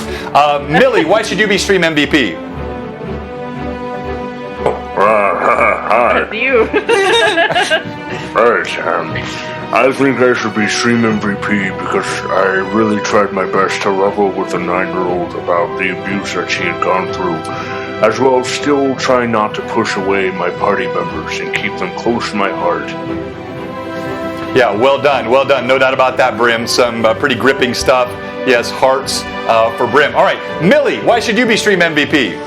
I don't know how to follow that, so but I'm just going to say Millie is being consistent to Millie, and I think I showed that throughout the entirety. I think one of her strongest moments was probably the very sweet moment she had with Tisa handing her the dress, and that's what I'll say about that. No, I think that's well said. And look, I don't think everybody appreciates, if you've not watched our other streams, how different this character Millie is for Evelyn. even what I love the way this was. I had no idea she was going to do this, obviously, but it was so fun because it is. Look, again, it's life, right? And those, there's moments in life, and Millie is mischievous and she is impulsive and she's a bit greedy and she's all of the things that Evelyn is playing, which is so different than every other character Evelyn has ever played for me. Every character she runs in my other campaigns, they're somewhat prudish. They are close to the vest. They are the healers of the party. They are always cautious. They're almost the maternal figures of the party. And Millie is so antithetical to this. To just watch her play, and I'm not advocating, obviously, but I'm just saying it's just amazing to watch how she's playing this character. So I think we're going to close off the vote here in a bit, but let's go ahead and do our giveaway for the Incredible Orth Journal. If you don't have it in yet, go ahead and type !OJ. I'm going to give you just about 30 more seconds, !OJ, to be in the giveaway, and we're going to roll it here in just a second. Thank you again. And if you have any MVP votes, get them in, because it's almost closed right now. And it's Brim! It is Brim! Brim is the MVP tonight. Well done, sir. Well done. I think we broke some role play ground tonight. I really do. I don't know. I think this was pretty different. I don't have a ton of episodes that don't have any combat. But I don't want to force combat, right? I'm gonna throw a monster in the middle of, even though they call me Tim, the ever mysterious Tim would probably like me to throw a monster right in the middle of the welcome wench. But I just felt like there was no point at which it should have occurred tonight, and I thought the role play was fantastic. So congratulations to Brim. So what you need to track these yourself, because when I give you your experience points, you're going to add your MVP to the XP that I'll give you before midnight tonight. All right, so let's go ahead and roll it. And the winner of the grand prize, the Orth Journal, signed by Christoph, is, drumroll please, Free Spirit! Oh, very nice. So Free Spirit, you've got to be present to win. So if you could just type in the chat, say, hey, I'm here, or thank you, or huzzah, or fist pump, or something. Let us know you're watching. Everybody else hang tight, because if he's not on, hopefully the Free Spirit is on. If he's not on, we're going to re-roll. So we'll give it a minute here. Nothing yet. Hang tight. Hang tight. The delay. We'll give Free Spirit a couple more seconds. Hopefully he's furiously trying to type. Uh-oh, nothing yet. We may have to do it again. The computer crashes, the phone dies. Yeah, I mean, I see them in like his internet goes out right as it happens. No, I think, okay, everybody hang tight. I think we're going to have to do it again. There we go. Oh, just in the nick of time. Okay, so Free Spirit and Retro Gamer Meph are two winners. I think I already have retros, but just in case, go ahead and send me, pop our Discord in one more time if you would, there, Millie. I'm sure we hit it a bunch of times tonight, but if you can, follow us on our Discord, because we have this campaign continues in text chats all week long. And also, don't leave us. We're going to raid Will over at Wicked Studios. Wicked Studios is going tonight, and we should be timing it just right to raid them. So stay with us. Another great Greyhawk campaign. And for anybody trying to join the Discord, if you're on mobile, it works a little different. You have to copy the invitation link over onto the app and put it in there. So you can't just click the link and it'll add it. You have to actually copy it and add it that way. Yeah. Just so you know. Yeah, exactly. Well said. I'm sorry about that. I probably scared Free Spirit. If you look in the chat, it's like, thanks. Here! I would have done the same thing, my friend. All right, so we're going to get ready to go ahead and do a quick raid. But what you need to do, Retro Gamer and Free Spirit, either whisper me your name and address in our Twitch channel, or go on our Instagram, BlueBoxRPG, all one word, BlueBoxRPG on IG, DM me there, or go onto our Discord, DM me on our Discord, but I need your name and address, and we're going to get that out to you ASAP. I don't have the Orc Journal yet from Christoph. He's going to sign it, and he'll get it to me, and as soon as I get it, or maybe we'll figure it out, but we'll get it to you ASAP. And with that said, I want to say thank you again. What an incredible night. I think we picked up, how many followers did we pick up? I think it was 14, 16, let me see here. Oh, my follower bot dropped. But it was a lot. fantastic night of followers, fantastic night of chat. I am so thankful. Thank you to the players. Again, thank you for everyone as we dealt with, again, some fairly sensitive content tonight, but I think it was dealt with in a really appropriate way, and also just the great fun and camaraderie. Before we go, anything any of the players want to say to our fans before we do our raid? Thanks for tuning in and being Thank you awesome. guys for consistently being the best viewers in anywhere ever. You guys are the greatest, and we love you and appreciate you so much. Yeah, they really, really are. Anything else? Thank you very much, guys. Thank you for the chat. It always is encouraging to us. When I started playing, last thing I'll say before we sign off. When I started playing Twitch streaming D&D, I was really afraid that it would be something which would distract from the game, that it would be something which would make me feel less like I was immersed in the game. And in fact, what I have found is the exact opposite. Our viewers bring so much to the game, which to me especially, and I don't know, I'm sure all the D&D streamers feel the same, but for me it just feels like we have the best fans in the world, and you guys bring such phenomenal joy, fun, humor, timely comments. I just think this is the absolute most amazing group of viewers, fans, and players. I'm super, super thankful. So again, from Blue Box and from all of our, by the way, just again quickly, Josh, NPC Voices on all socials, Theater Evie is Evelyn on all socials, 2DMs is Rory on all socials, 2 Dungeon Masters. He's got a great podcast. The DM's Quest is Vivi. Follow her on all the socials. She does fantastic painting. She's amazing. I can't believe she's only done this for a little while. Thank you. We are grateful to all. So let me try again. I didn't see Will up, so if he's not up yet, we're going to go ahead and raid Nightheart Gaming. These guys are incredible. I think they're doing painting tonight, but if you've not watched Nightheart, they make my camera setups and stuff look like child's play. They've got like this incredible equipment, and they're probably where we might be, let's say, in a few months if we keep growing. But they're fantastic, and I think if I'm watching right, they're doing some painting tonight. So we're going to raid them. And again, Blue Box says thank you to all the players. Everybody have a great night. Raid starting in 10 seconds. So for the thank you so much for all the comments. Glad you found the stream too, Prometheus, Phantom. Thank you. Everybody, Blood Wild, Steve, thanks, Jack Bull, all of you, thanks so much. And raid starting now. Blue Box says, have a great night. We'll see you Sunday at 1:30 for our Rune Lords campaign. Tomorrow night is our Lore Masters Academy at 6 o'clock Central if you want to join that. And then Greyhawk Awakening back next Tuesday night, 5 o'clock. Blue Box signing out. Woo! So just to make sure I don't forget this, we all got one advantage, right, towards the beginning. That's right. But then there was another gift of 5 that from Redbeard, Captain Redbeard. Yeah. That's He right. never identified who. Yeah. And then Brim, remember you got that other one. So Yeah. I have 2 on my list, but that one from Redbeard, he never clarified.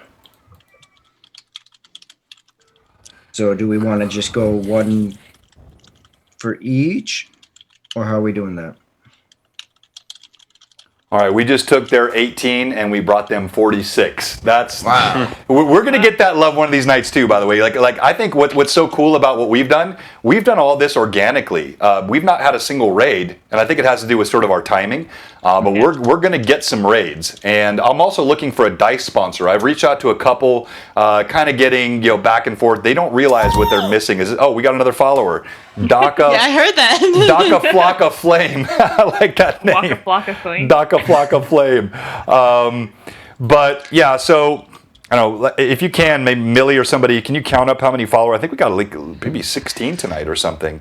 I'm sorry, I'm dealing with Discord right now. We have gotten okay. a bunch of new Discord people. Oh, another one. Remember, we got another follower. 3, 4, We're getting all 5, these 6, 7, 8, 9. Yeah, we had 9 people join Discord tonight. So. Oh, 9 new Discord folks. Oh, hello. I'm sorry, I forgot their names. Theodore, And? Max. Theodore and Max. Hello, boys. Your mommy is awesome. Yeah, you guys already know that though, huh? You sad baby. So I won't keep you guys long, but any kind of closing thoughts or comments? concerns, Great. suggestions, Just anything at all? Great session. Thank you guys for everything. Thank you, John, for putting everything together. That's seriously a lot of work, and we appreciate it. No, thank you. I appreciate that. It is a lot of work, but it's also it's a passion, and it feels like no matter how much time I spend preparing, it's never enough. Like I spent like I don't know how many hours I spent over the last few days preparing for tonight's session, and I still felt panicked right before. Like I didn't do this. Oh, I didn't do this. I didn't do this. So it's a lot of work, but it is definitely a labor of love, and you guys make it all worthwhile. When the players put themselves into it, and by the way, it's sad that we're going to lose Steve. Steve and I, like, we talk several times a week. He's a good friend of mine too, and believe me, it has nothing to do with the campaign or with you guys. He is loving it. He's played in my other campaign for 4 years, and as he loves that one, he really loved what we're doing here.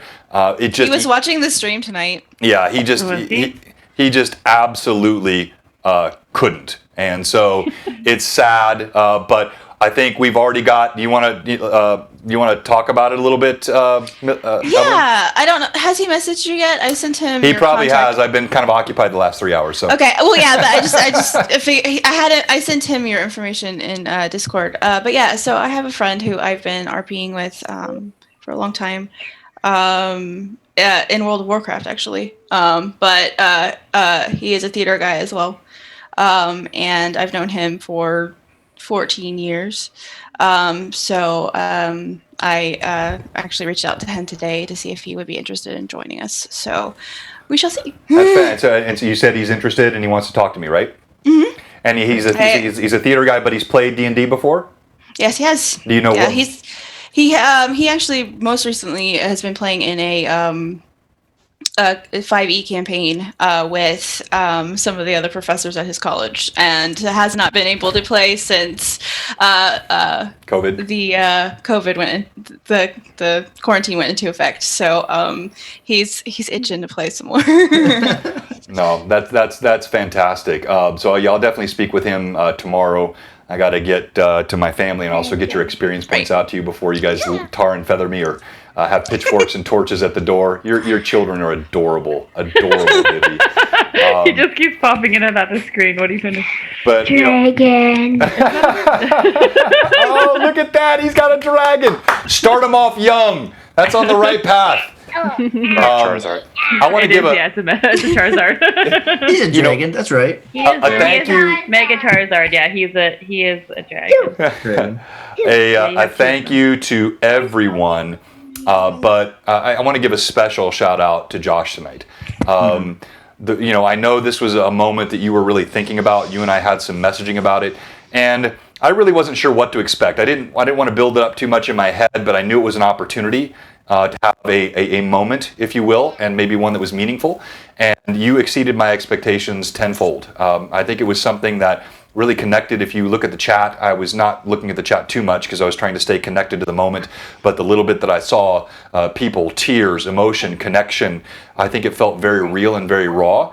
And so I love that because I want this campaign, as I said in the stream, to be something which feels connected and real. So I love the combat. I love, the clubs catching the guards or the bandits and throwing them off the parapets, and the nutcracker and all the, that's all part of D&D, and the level ups and the ribald joking and the brews and all the travel, but also these moments of connection that make the players feel so real and make it connect. I think this was a fantastic, fantastic night. So thank you to everyone, and especially thank you to you, Josh. Oh, well done. I was completely lost. Like I wasn't even paying attention to anything anymore. I just was completely lost in the entire scene. I actually was trying to not listen in as much because Millie doesn't know that, and so I was trying to kind of so that I could play it as much as No, I was too enthralled. I was 100% I was like, oh my god. I mean, I'm gonna go back for notes, but I wanted in that moment to just kind of treat it as I only knew this much. Yeah. So. Yeah. There's a lot more that I wished I could have said, and I wish I had the words for, to be totally honest. But I can't even remember what I said. So I'm going to have to go back and watch it. again. Bring That's your a- Kleenex. That's the beauty of the game, though, right? Like, there's always more that you wish you could say. Yep. Yeah. No, Like, that's in it. the And- real and- life moment, there's always more you wish you could say. That's True. right. That's Mhm. That And then you- real life you're- is not scripted, and it's real and messy, and you know, there's always the things that you have in your head that you don't always get everything out. So Yeah. No, makes sense. it's so true. And you know, how many times do we walk away and say, "Gosh, I wish I would I have." wish I had said that. Wish I would Yeah. have said that, right? It's a But perfect comeback, but now I'm gone. Yeah, Or wish you hadn't said that. Yeah, Yeah, for sure. Or maybe not done something. yeah, that's probably Itch, even itch. the more common one. Itch. But I think ultimately, you said everything that needed to be said. I feel like it really connected. I feel like the viewers loved it. And yeah, I'm probably going to have to go back and watch it because I don't honestly remember everything that I said. For me, playing the role of a 9-year-old girl is not something that comes necessarily altogether naturally. But So you say. so I say, yeah. But certainly I've shared some of this on the Discord. I've had an interesting, upbringing, and I've had some, trauma in my life as well. And so just trying to tap into those things to make it connect and think of what this girl, like, even when you motioned her to the bed, or like, I know you didn't mean to do this, but you had two of those moments tonight, Josh. The first one was downstairs when you said, "I'd like to bring your daughter up to my room." And like, everybody's like, at the time, like, what? What did you say? And the second one was when you brought her in and you're like, "I have some sweets in my bag." Like everybody was like, what? This is why. And the third one is when he gestures her over to the bed. That's right. Like, would you like to be on the bed with me where I have some sweets? I'm like, I know that was so far from your mind. This is why I asked if I could give the sweets, not if you could. But all of a sudden you're like, I have yes. sweets on the bed. I was like, oh no. Josh, you're like the guy in the white van pulling up with the little puppies in a sack. Hey, little girl, you want to come pet the puppy? I mean, it was like... I made sure Doesn't to understand say why.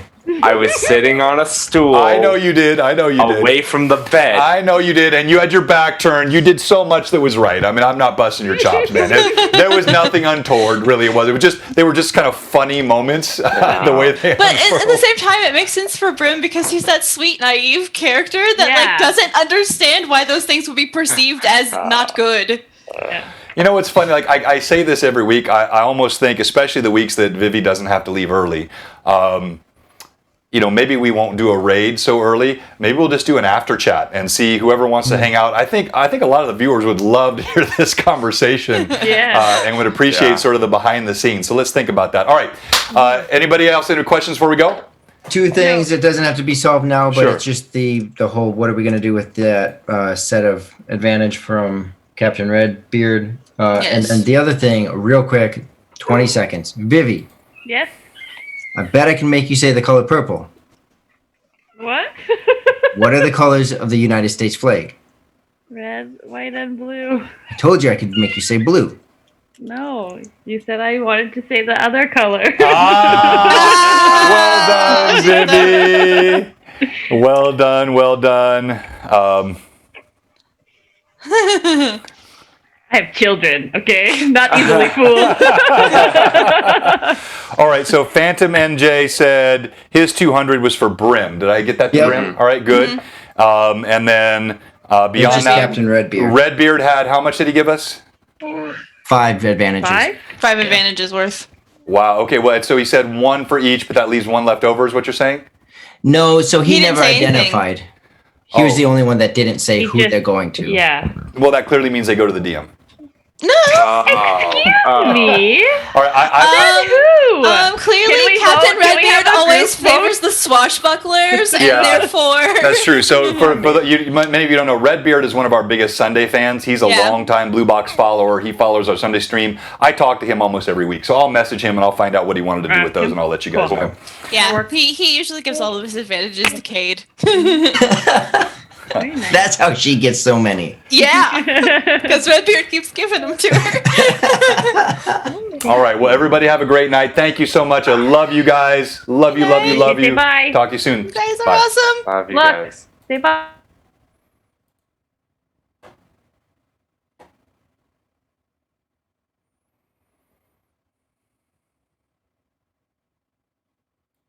and as a player, what to do as a player when another player keeps running into dangerous situations.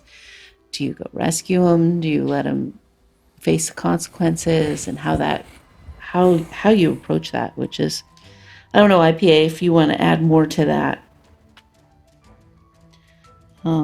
which is an interesting conundrum. Happens a lot when you play. I tend to be one of those people that run in.